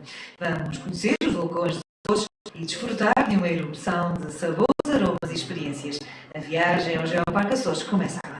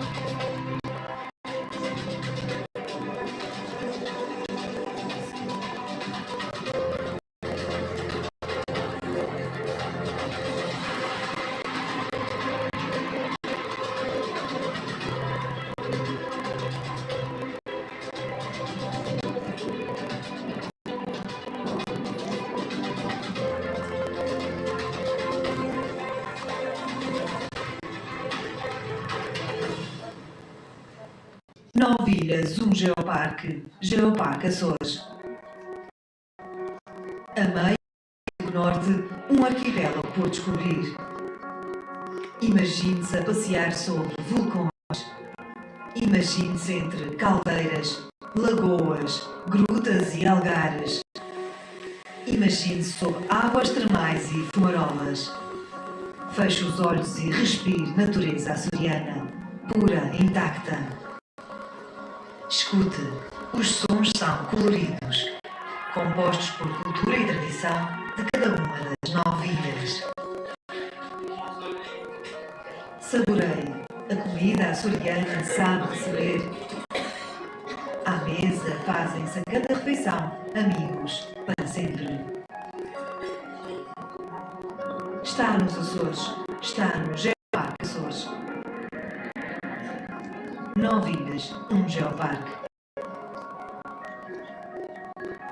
O Geoparque Açores, integrado na rede global e na rede europeia de geoparques desde 2013 e Geoparque Mundial da Unesco desde 2015, integra no seu território 2 áreas de património mundial, 3 reservas da biosfera e 13 sítios Ramsar, tornando os Açores uma das 2 regiões do mundo com 4 internacionais. Classificações e distinções que tornam único o geoturismo em cada uma das 9 ilhas. Corvo, Flores, Faial, Pico, São Jorge, Graciosa, Terceira, São Miguel, Santarém. Em cada uma das ilhas o património geológico é excepcional. A rede de 121 geossítios, entre eles 4 áreas marinhas, assenta no turismo de natureza com preocupações ambientais, educacionais e de desenvolvimento regional. Além do património geológico, o Geoparque Açores promove o património cultural, arquitetónico, etnográfico e imaterial de cada uma das 9 ilhas, com a criação de novos serviços e produtos interpretativos. Existe muito por descobrir nas rotas das cavidades vulcânicas, rota dos miradouros, rotas dos trilhos pedestres, rotas urbanas e rotas litorais, rotas do termalismo, rotas dos centros de interpretação e de ciência.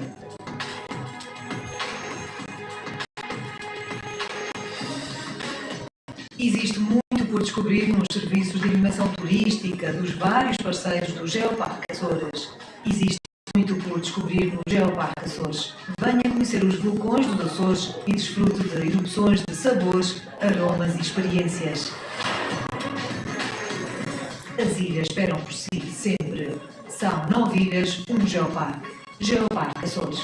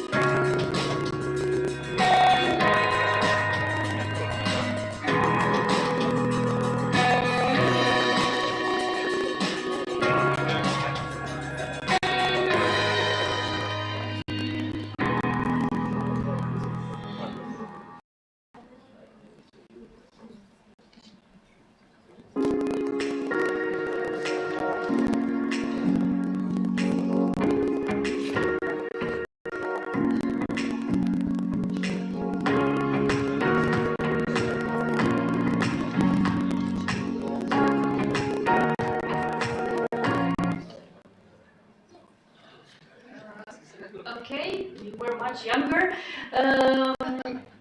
Now let's go on with Croatia. We find the material, so Croatia, come back.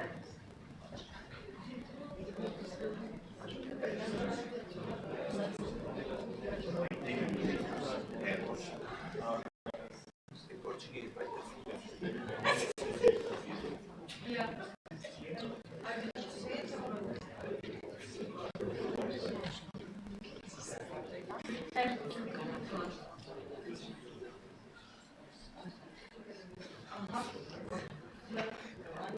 Hi everyone, for those who haven't met us yet, we will introduce ourselves. We come from Croatia, from the city of Osijek. I'm Filip, this is Petra, this is Vida, and this is Mario. Until we entered this project, we knew little about geoparks. There are few geoparks in Croatia, and this is a new level of protection in our country, which we have learned very little about in our school until now. In our school, we study more about national and nature parks.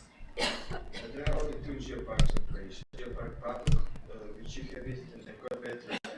To know better about mobility in Croatia, Papuk was the first geopark in Croatia declared in 2015. Next to there is also the Vis archipelago, which is located here on the coast of the Adriatic Sea. So we learned a lot about geoparks in this project, especially when we visited. UNESCO World Geoparks are unique geographical areas where geological sites and landscapes of international importance are managed with a holistic concept of protection, education, and sustainable development. The main goal of the UNESCO World Geopark is the research, development, and connection of the geological wealth with all other parts of the biological, cultural, and intangible heritage of the area.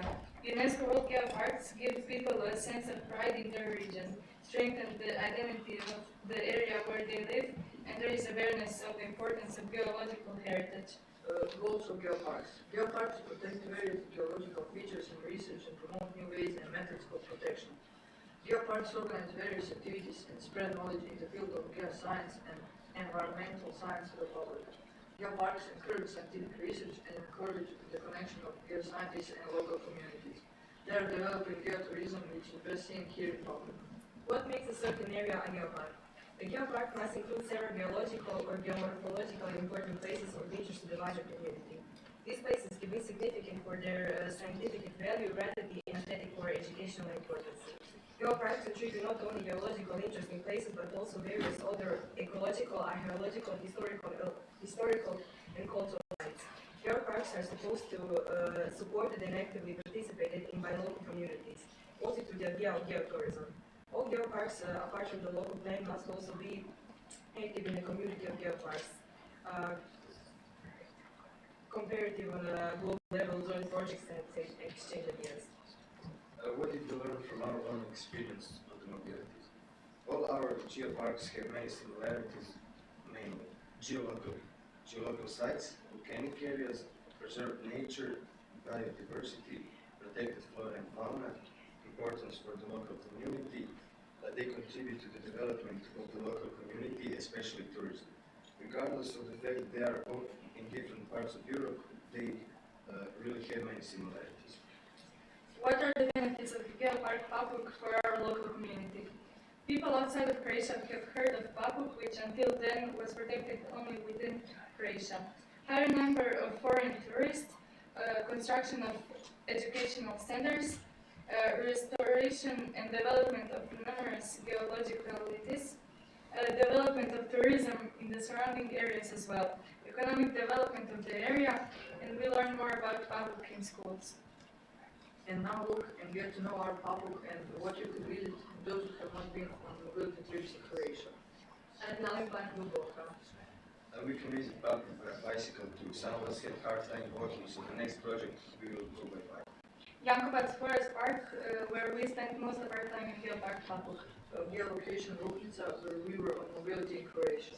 House of the Pannonian Sea. Geocenter of Watching, which we also visited when we were in Croatia. And finally, the most important thing in this project. What is the most important thing we have gained? What would that be? Knowledge and experience, but also... The most important things we gained in the project are friends, like Bernardo. And the memories to last a lifetime. Memories of all of the wonderful places we visited, but also the people we met, the moments we share with your friends. I met with distant islands. Thanks to my friends from Azores and Tenerife for the colas and we will definitely come. We also enjoyed new adventures. For some people, climbing the Geoparks was an adventure, but for us, this was a real adventure. We learned a lot, but gained even more. Thank you for everything, dear friends. We know that this is not the end but the beginning. Perhaps the beginning of another project, the beginning of a chance meeting, the beginning, or rather the continuation. Thank you for your attention.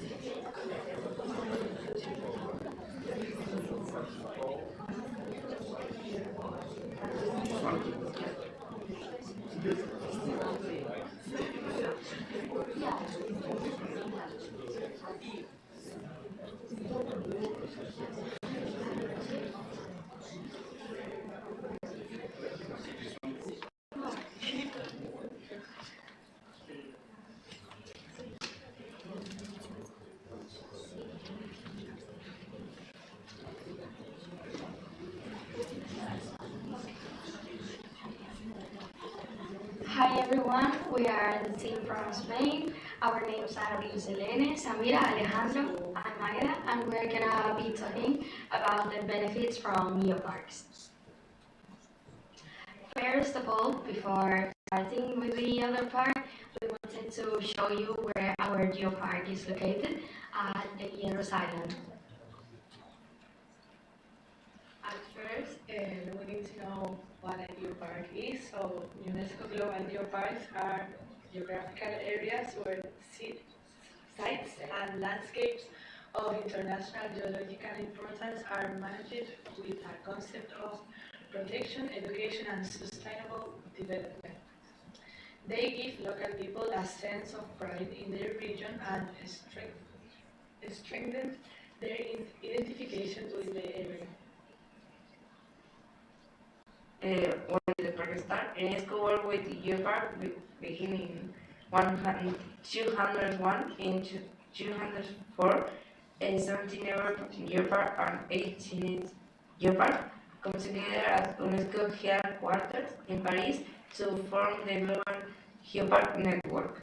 The Geopark of Hierro was named in 215.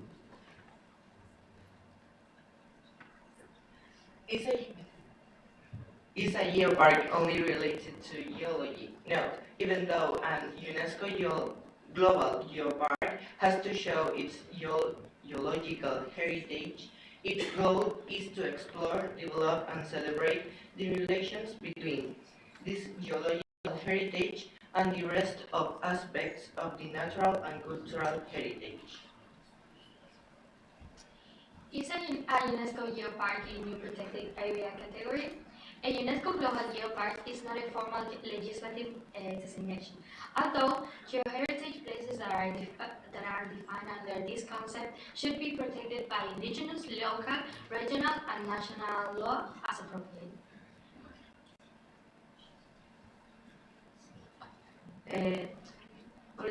Communities that have a territory as a UNESCO Global Geopark have valued the heritage, so they have taken steps to preserve it and teach everyone about its scientific and cultural value. This process needs a fair commitment and multiple partnership. This local action put the management body of the geopark, promoting decision making. Thus, through of this, many people can learn more about geopark and their sustainable development.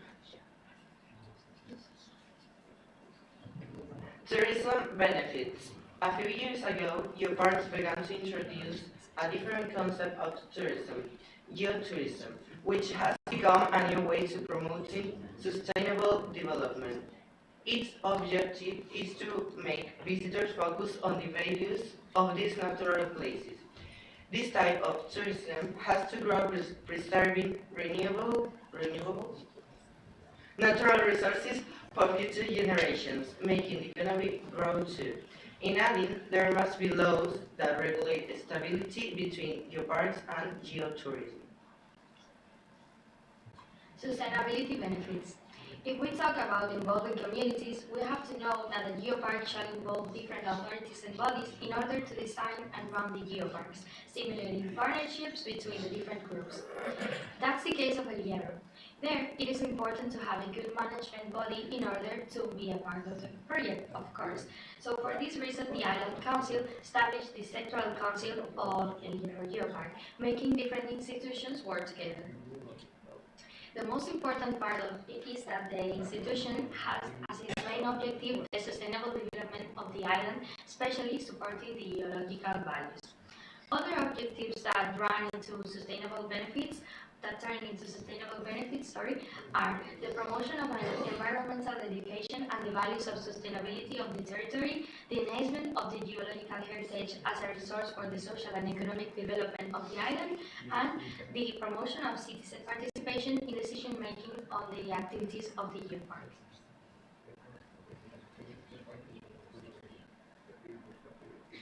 Educational benefits. UNESCO Global Geoparks contribute to the achievement of UNESCO objectives by promoting geology and science in general, through actions in the fields of education, culture, and communication.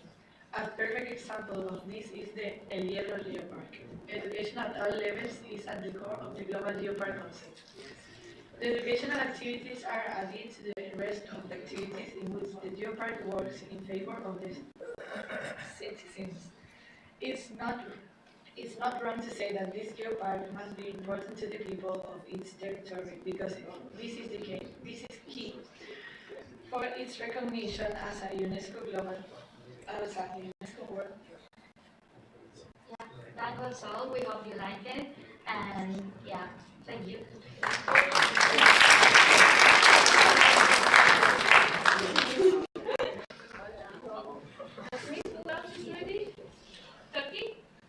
Okay.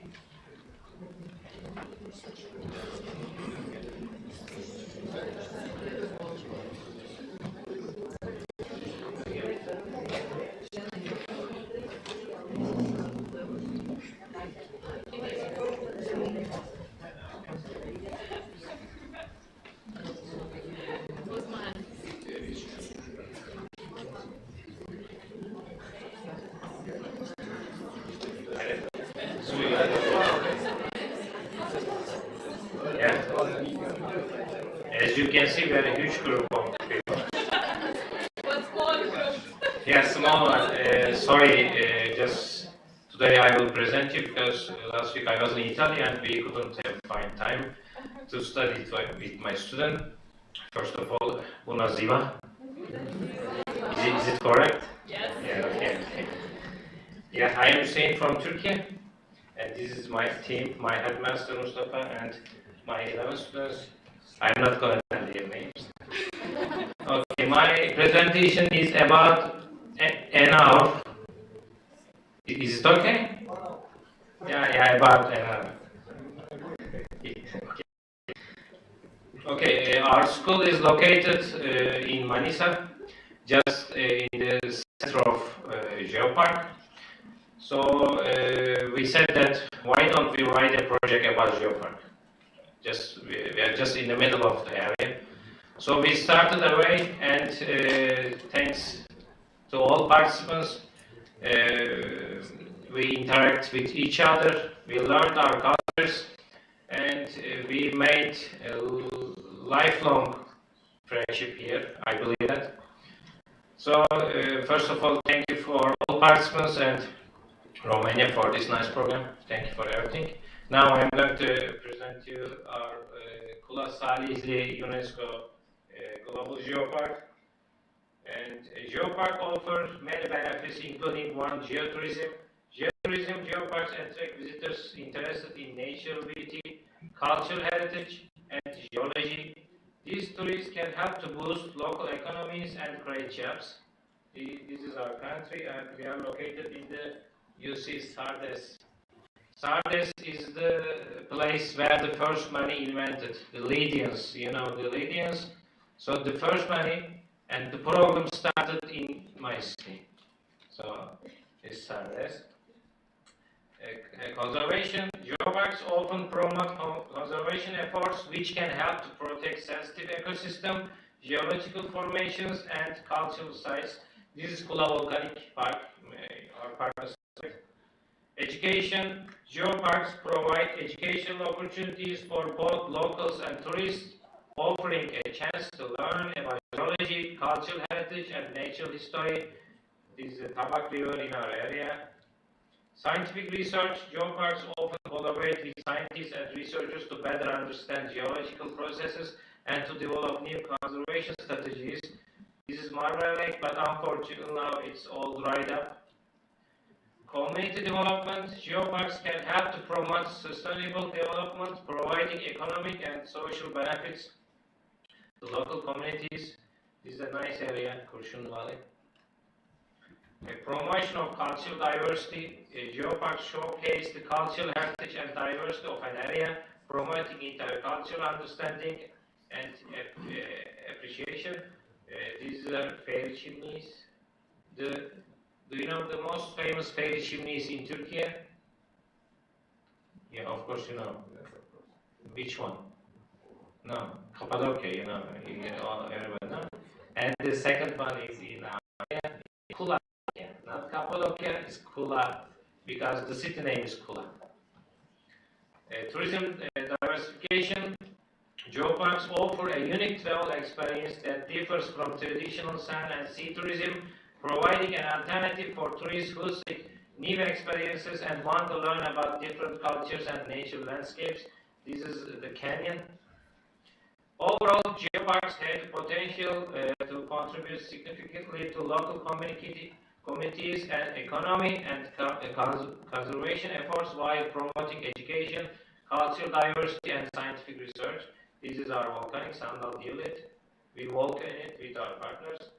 Okay, now I'm going to show you a short video. I hope.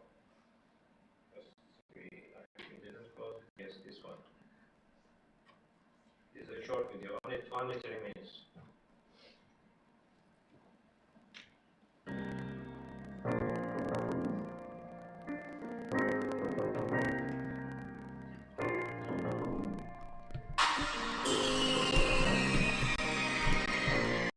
Gymnasium in Lydia's area.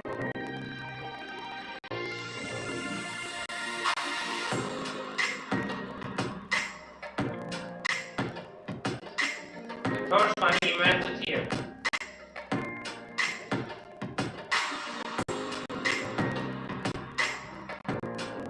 This is Divlin, the volcanic area.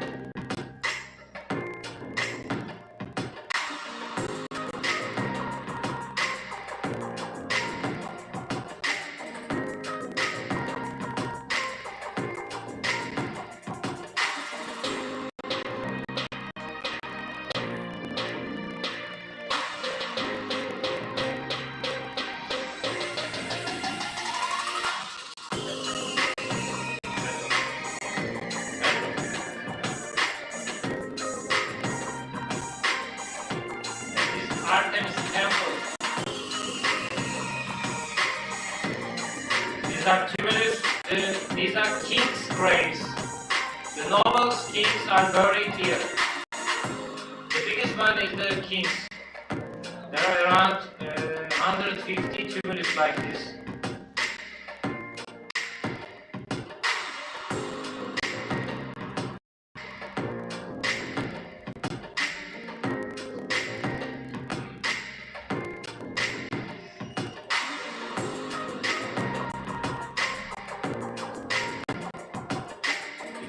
Historic Kula houses.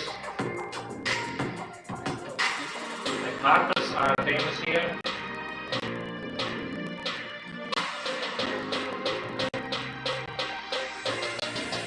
daily chimneys.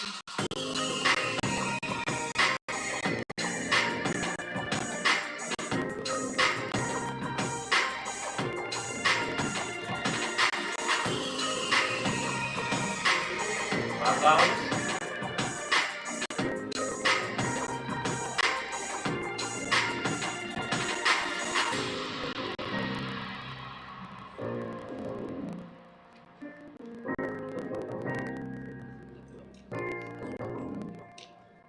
Made it rich. Yes, and pottery. Pottery imported in our area. The women in the village make pottery.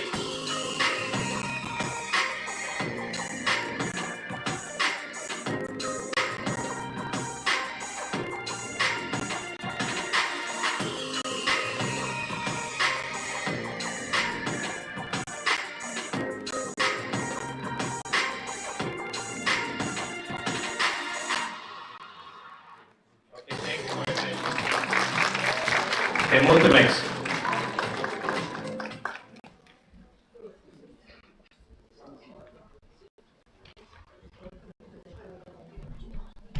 Să vă spun că este țara coordonatoare și coordonatorul proiectului nostru, Hussein. Okay, now Greece.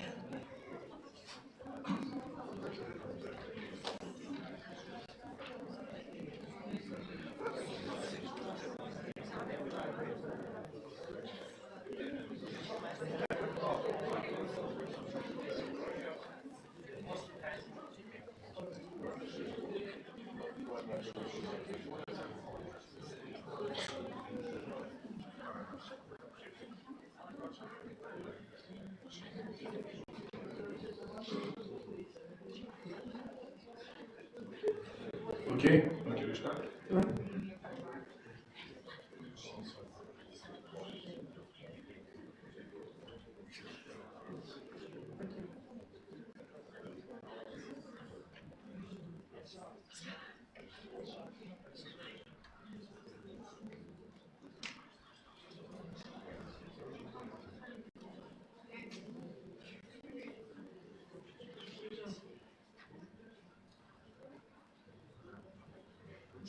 Geoparks. The European geoparks, according to a founding declaration, defines an area which has particular elements of geological heritage and implements a strategic, sustainable local development supported by the European Union programs.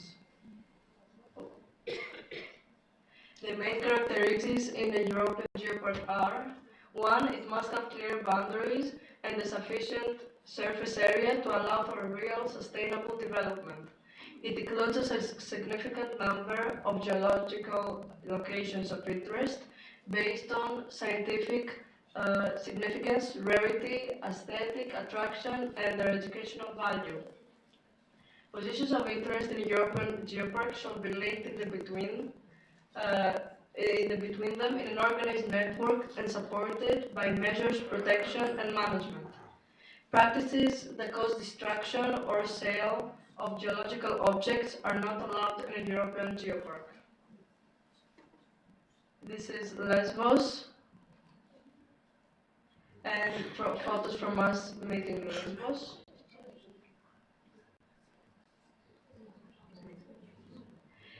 Also, it must have an organized management body that is able to enforce policies and for the protection and promotion of geological heritage and sustainable development in its area. Actively contributes to the economic development of its region through the promotion of its identity associated with geological heritage and it results in the development of geotourism. In this way, it affects the living conditions of the inhabitants and of the area and the environment. It aims to enable residents to realize the value of natural and cultural heritage and to actively participate in the cultural revitalization of all the region. It also develops, evolves, experiments, and promotes methods for protection and promotion of geological heritage, and it supports the environmental education and development of scientific research in different fields of geosciences, upgrading the natural environment and sustainable development policies.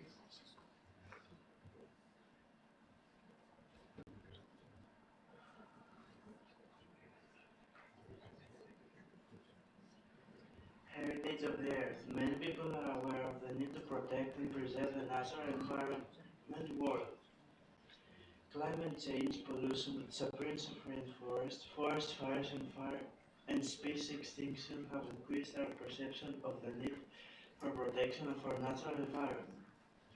Rocks, minerals, fossils, and geoforms are an integral part of our nature.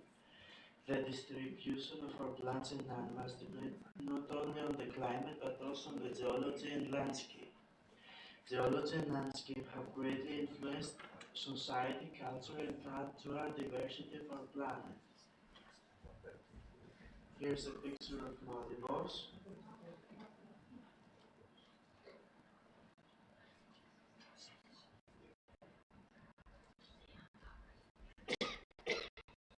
The petrified forest of Târgu was created 20 million years ago, and it's thought to be one of the most significant creations of nature. There are two petrified forests in the world. The one is in Lesbos and the other one is all the way in Arizona, the state of the United States of America. Lesbos Geopark separates the islands of Lesbos and created by UNESCO in September 2012. In the western character of Lesbos, the petrified forest, a unique monument of nature, has been declared a preserved monument of nature. The petrified forest was created due to volcanic eruption that happened long ago. The dust that came out of the volcano covered the forest, and that is the reason why it was created. This activity created, in addition to lava, pyroclastic materials, and volcanic smoke, consequently covering the flora in the area and indeed a particularly short period of time. This coverage resulted in isolation of the organic materials of the flora from the atmosphere. This solution soaked the spot that had covered the tree trunks, marking the beginning of their fossilization, as the organic matter of the trunks was gradually replaced by silicon dioxide. The volcanic activity was a result of collision of the Eurasian lithospheric plate in the north with the African lithospheric plate in the south, causing the later to sink beneath the former. The African plate melts and then the molten materials move toward the surface and creates an arc of volcanoes behind the collision area of the two plates. This is the Museum of Sigrid. The creation of the petrified forest. The findings are evidence of volcanic eruption 20 million years ago. The trunks of the forest trees were broken and swept away by the violence of the volcanic eruptions. Large amounts of volcanic ash covered the vegetation in an area around the volcano. Heavy rains that caused flooding that swept the area with water and mud. Giant mudslides blocked the valleys so that the tree trunks were trapped in this place covered with mud. Sigrid Geopark is one of the largest fossil forests in the world. It is a fossil forest ecosystem with hundreds of fossilized tree trunks scattered over an area of 150 square kilometers. In the area of the fossil forest, there are impressive volcanic geodes, parts of trunks, fruits, and leaves of trees, as well as fossilized animal bones, which were covered by layers of volcanic ash and were fossilized in their place. The systematic study of the fossil logs and leaves determined the genus and species of plants that participated in the composition of the forest of Lesbos. This is a visit to a pottery workshop.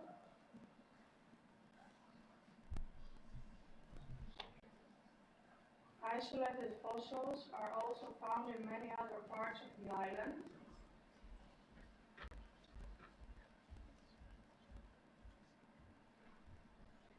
What happened with volcanoes? Volcanic eruptions caused the release of huge amounts of lava, ash, and other volcanic materials that covered large areas. Igneous flows moved from east to west and covered the large, dense, and rich forest that existed at that time. Many of the trees in the forest snapped and fell, leaving behind logs 1 to 2 meters high. In many cases, the volcanic ash was carried away by the heavy rain that followed the volcanic eruptions and thus created large mudflows of pyroclastic materials. These volcanic materials covered the trunk and branches, isolating them from the rest of their environment. In these conditions, it became possible to replace the biological material by mold fluid with silicate rock, with the result that the morphological features of the trees, such as the outer surface of the trunk, the growth rings, as well as the international structure of the wood, are very well preserved. At the secret part, you can walk upon the two horizons layers of volcanic rocks in which the fossils are found. The upper horizon consists of large epiclastic rocks in which large chunks of lava of regular shapes are located in fine-grained mainmass. The fine-grained volcanic material contributed to the preservation of delicate parts of plants such as twigs, leaves of angiosperm fish, various species of the laurel family such as cinnamon leaves, fruits, and part of root nodes. Here are some pictures.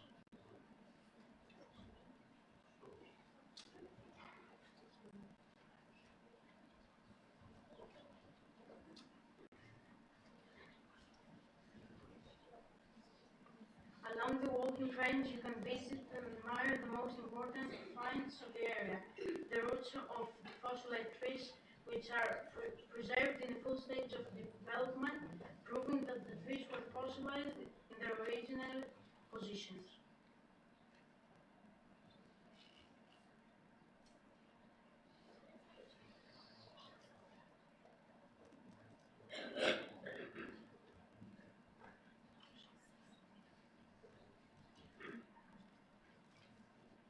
Many fossilized trunks belong to the anospheric forms of the sequoia species evergreen that grows on the west coast of the United States. Fossilized plants come from cinnamon, palm, oak, chestnut, and walnut. Here are some fossilized leaves. Great stunning fossilized trunks of angiosperm and conifer trees with unique colors and great number of fossilized leaves and cones of unique scientific value emerge from the layers of volcanic ash surrounding them. Some photos. Fossilized trunks. A visit to the amphitheater. Fossilized tree root system. The composition of the petrified floor shows that the petrified forest of Lesbos developed in a subtropical climate which changed abruptly into a continental institution.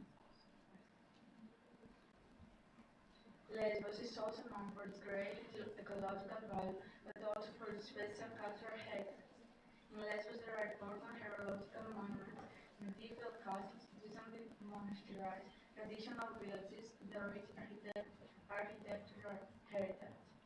It is the birthplace of important personalities of letters and art such as the poets of folk, the philosophers Theophrastus, the painter Jacobides, the Nobel Prize winning poet Christus.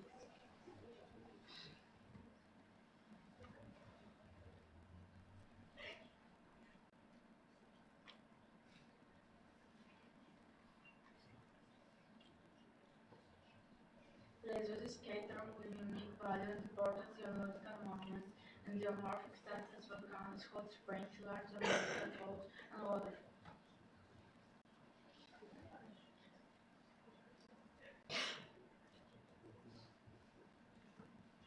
Lesbos Geopark highlights the element of geological natural and cultural heritage and offers the visitor important museums and places to visit. A variety of alternative activities, original educational programs, marine and other tourism activities that is suitable for hiking and the trails walked by our hotels and televisions. Some pictures.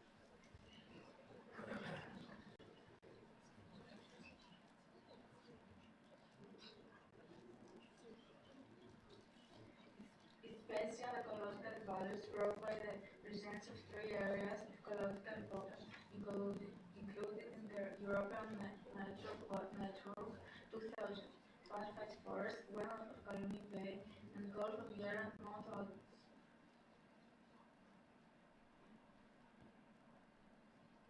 50 more fossilized tree trunks were discovered in the area of the Past Forest of Lesbos.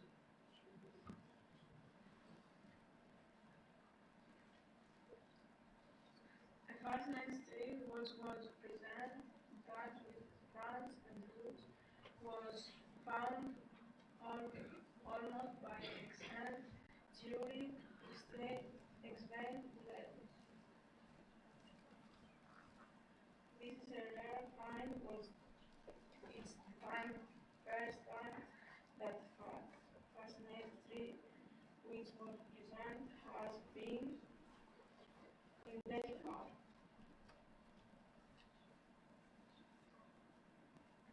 It was found in the immediate position of growth, while it seems that the violence of this volcanic eruption lied in the ground where it was covered by a thick layer of volcanic ash. They fascinate.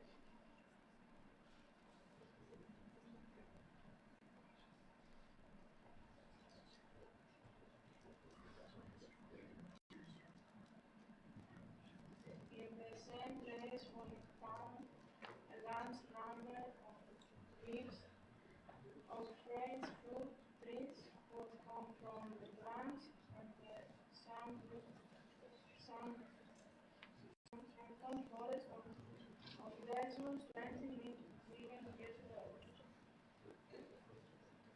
From the safe maintenance of the trunk, special sticks were named for the frequent order to keep intact. Special grade was being transported into another location.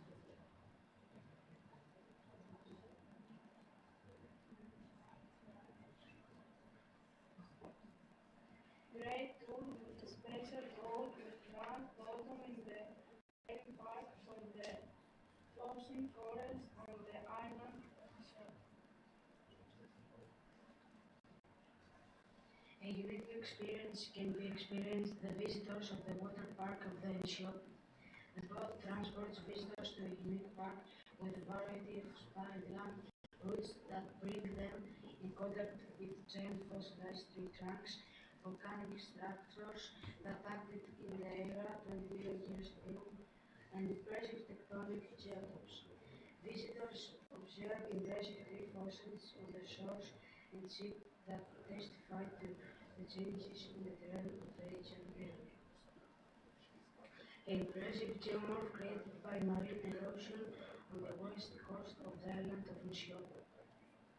The sea road around Nishiopo offers visitors a fascinating contact with the dramatic volcanic landscape, with cliffs, ravines, and enigmatic geomorphs. All this is a result of the intensive geospatial exploration with sea level changes that shape the landscape of the area. Coastal caves, sea arches, fossils magnetize the eye and excite the imagination. The park offers an unprecedented experience to the visitors. Visit of the fossil burial sites in the island part of the Geopark. The history was coated by the same wave of volcanic eruption glaciers and covered by large pyrotechnic materials. The park of Geopark have emerged areas that are accessible to visitors through walking roads.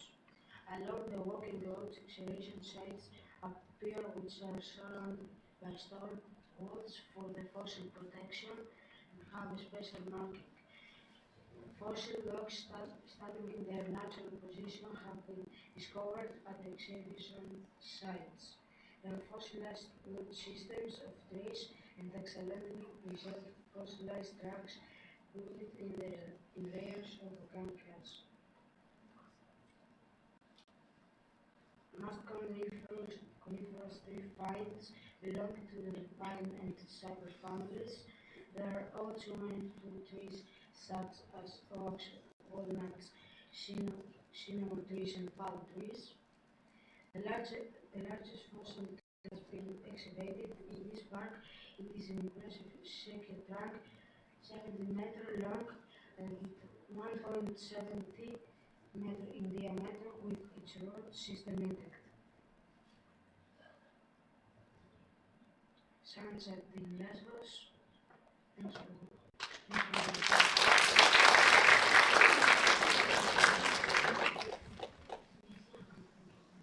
Thank you.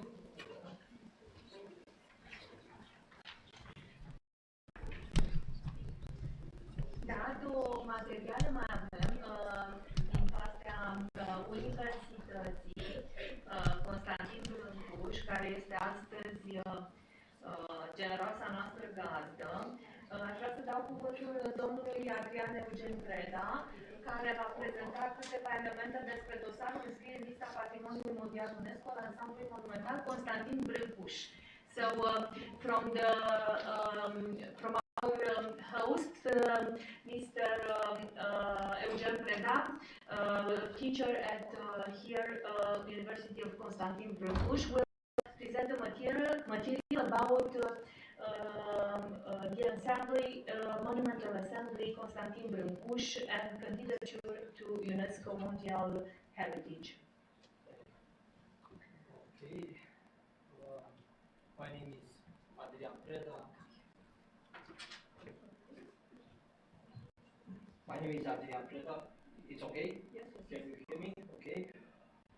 I'm a teacher and research assistant, PhD, from the Institute of Research, Development and Innovation from this university.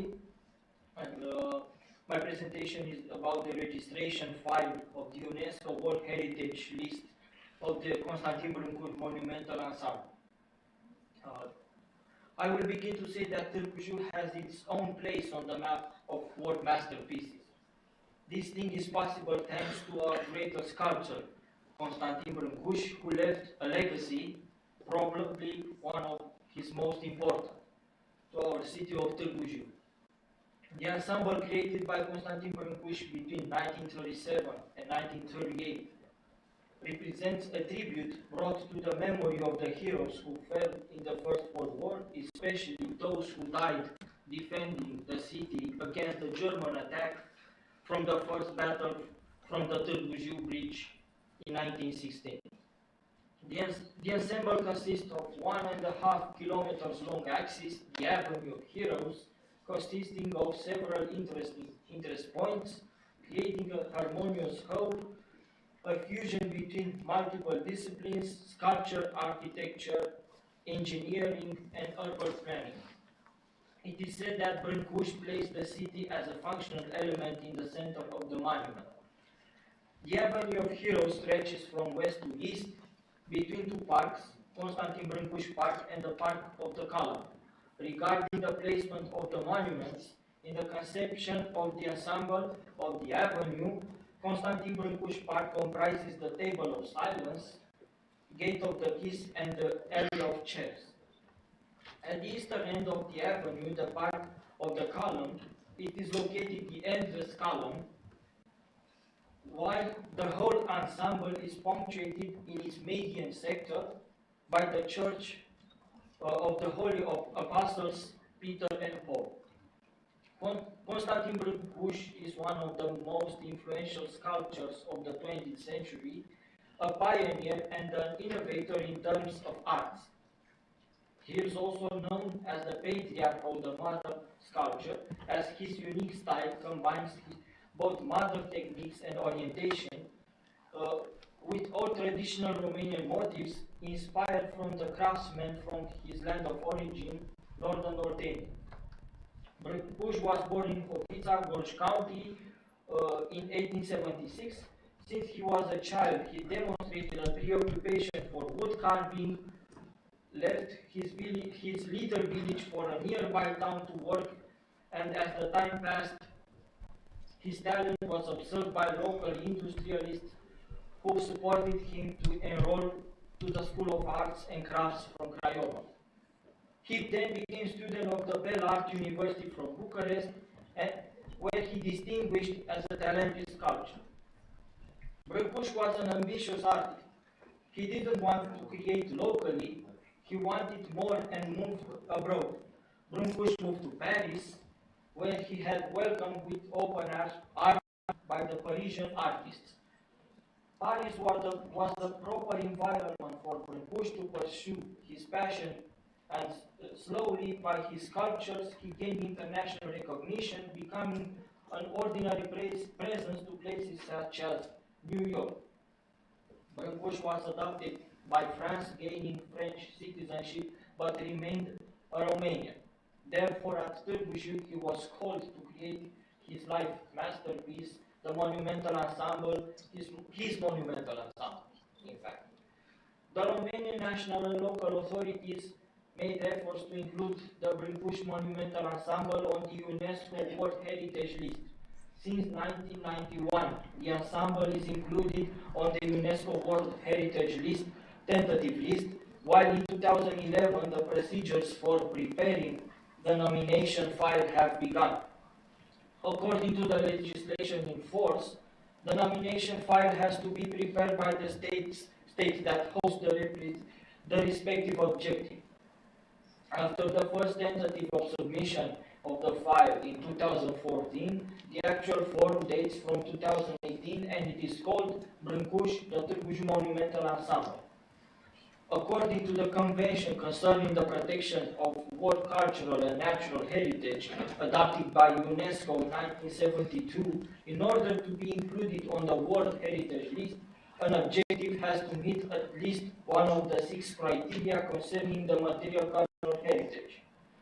The Brâncuș ensemble meets 4 of those 6 criteria, and I underline once more that only one is needed for an objective to be included on the World Heritage List.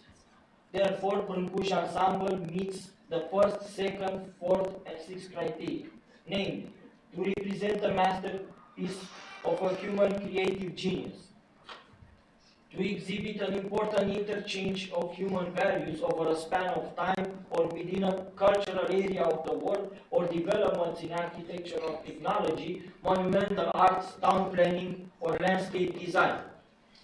To be an outstanding example of a type of building, architectural, or technological ensemble, or landscape which illustrates a significant stage or stages in human history. In March 2018, the UNESCO World Heritage Center announced the technical conformity of the nomination file. Currently, the file is pending for the reason that some other objectives have to be created and integrated, such as museum, art galleries, while other related objectives should be valued and integrated in the ensemble. Finally, besides the inestimable cultural value, other benefits are to be taken into account. The local economy will be a direct beneficiary, such as the hospitality industry, local craftsmen or visual artists, who would benefit economically from such a project. Târgu as a city would benefit culturally and economically as a result of an increase of visibility on the world map. Thank you.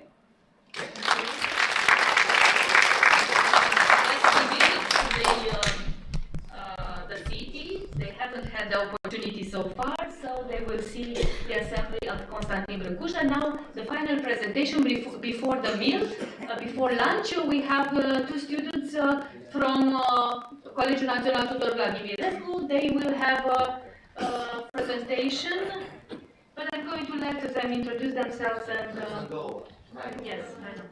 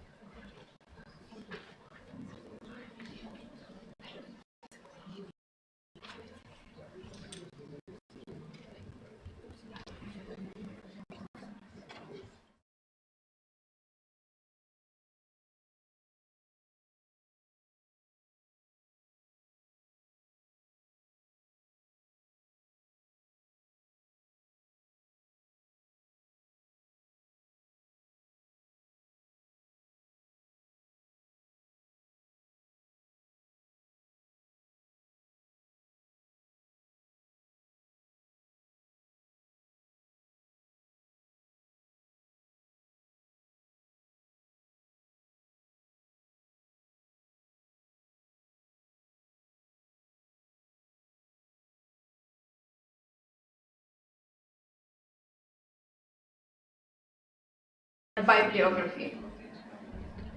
What is this land? Buzău land is a sustainable development territory from the Carpathian Belt area, marking the transition between the hills and the mountains. It's a rural territory covering approximately 1,036 kilometers square, which overlaps with the administrative boundaries of 18 communes. About 45,000 people live here, the earliest signs of habitation dating back to the Bronze Age.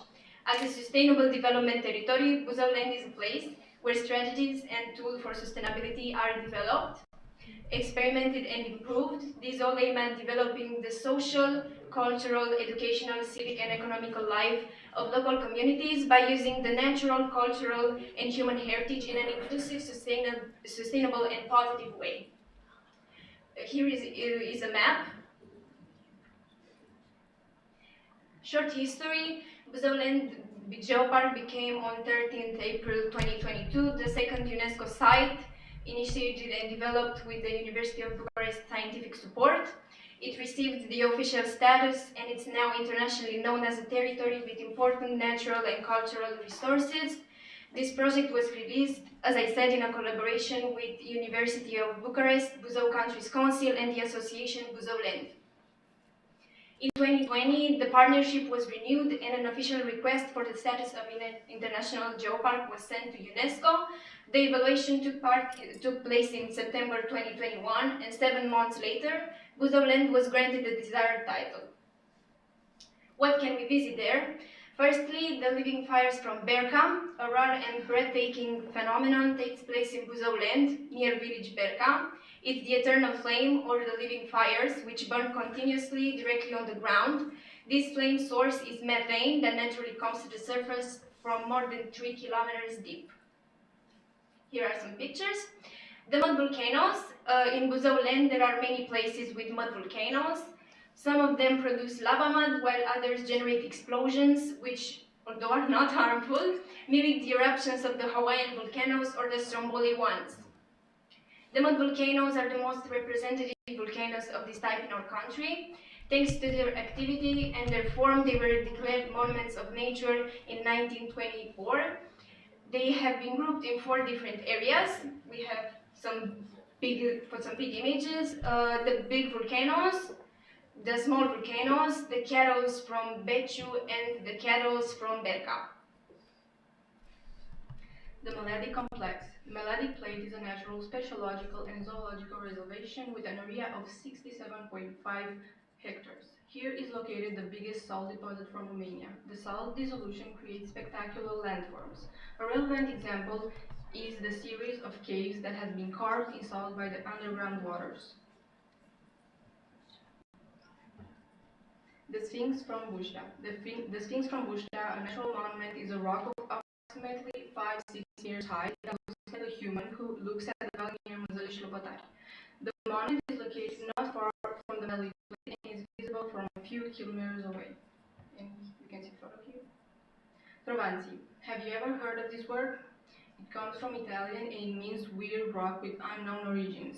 In this way, almost 100 years ago, many bizarre rocks from this land had been given the name the grandmothers and the grandfathers. All sorts of legends have been told about the mysterious formations, stating that inside these rocks live naughty spirits. However, the geological story is that they have been formed from sand deposits in a prehistorical delta. Bucur Stable. Bucur Stable is a huge rock weighing 150 tons, which is said to have served as a table to the Adlau Bucur. It is situated on a mountainous plate on the Penny Peak from the village Pleși, Bisoaca, at an altitude of 1,140 meters. It is placed on 3 smaller rocks, looking like a Romanian traditional table. Perhaps Bucur was looking after his flock of sheep from out there.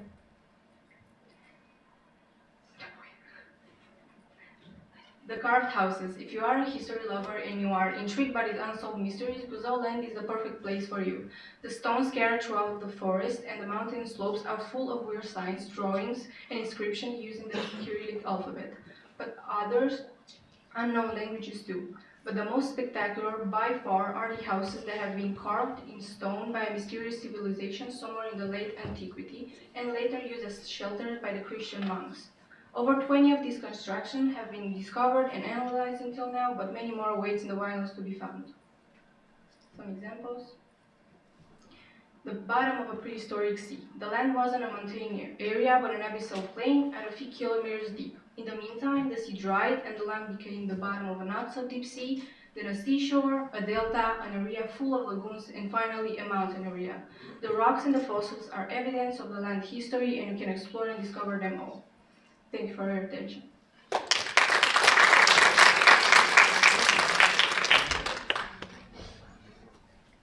One more minute, in a minute, material, and then we'll go for lunch.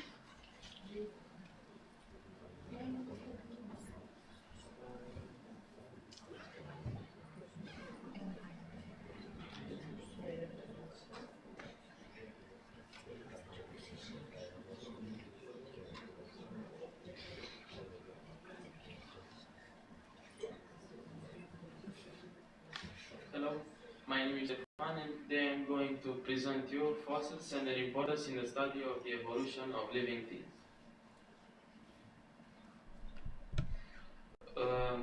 In the course of geological eras, other living things lived than the current ones that populate the Earth. Along with the evolution of the Earth's crust, the living things also evolved from the lower forms to the current ones. Many living things that lived once on Earth left numerous traces preserved to this day, known as fossils. The name comes from the Latin word fossa, which means pit, so named because they are discovered in excavations. How do fossils form? Fossils form when a living organism dies and is quickly buried in sediment, mud, sand, or volcanic ash. The soft tissues often decompose, but the soft tissues can also be preserved in under special circumstances. After the organism has been buried, more sediment can build up on it, eventually turning into rock. Here we have some bacteria's blue and green algae from the Precambrian era. Here we have the Paleozoic era from 541 to 251 million years ago, with the algae, ferns, and gymnosperms, invertebrates, fish, amphibians, and reptiles.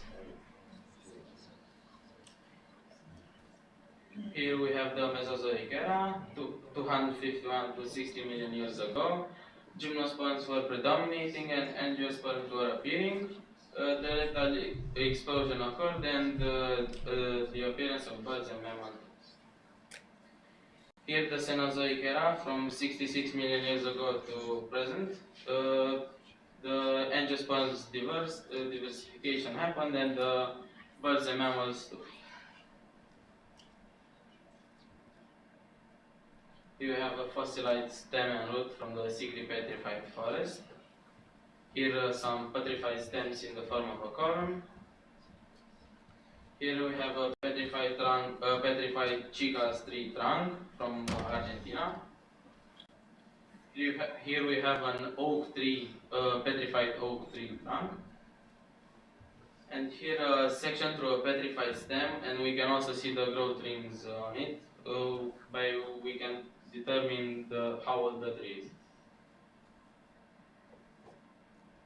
Here we have some leaf sprints, Lauraceae leaf sprints on logs, approximately 17 million years old. Here we have also fossilized leaves from the Saptoceae family and the Populaceae family. Here Ginkgo biloba fossil. Branch and a cone from the Araucaria tree from Argentina. Here you have the mammals from the Asian area. Here we have Deinotherium giganteum teeth from 8 to 9 million years old. Deinotherium giganteum is a species of an elephant. What is the importance of fossils? They help us know the living things that lived once on Earth, their shape and size, and the differences compared to the current living things. Give us information about the existing living conditions in different geological periods. Here you have a spiral with the evolution of living things from bacteria to life. Thank you for your time.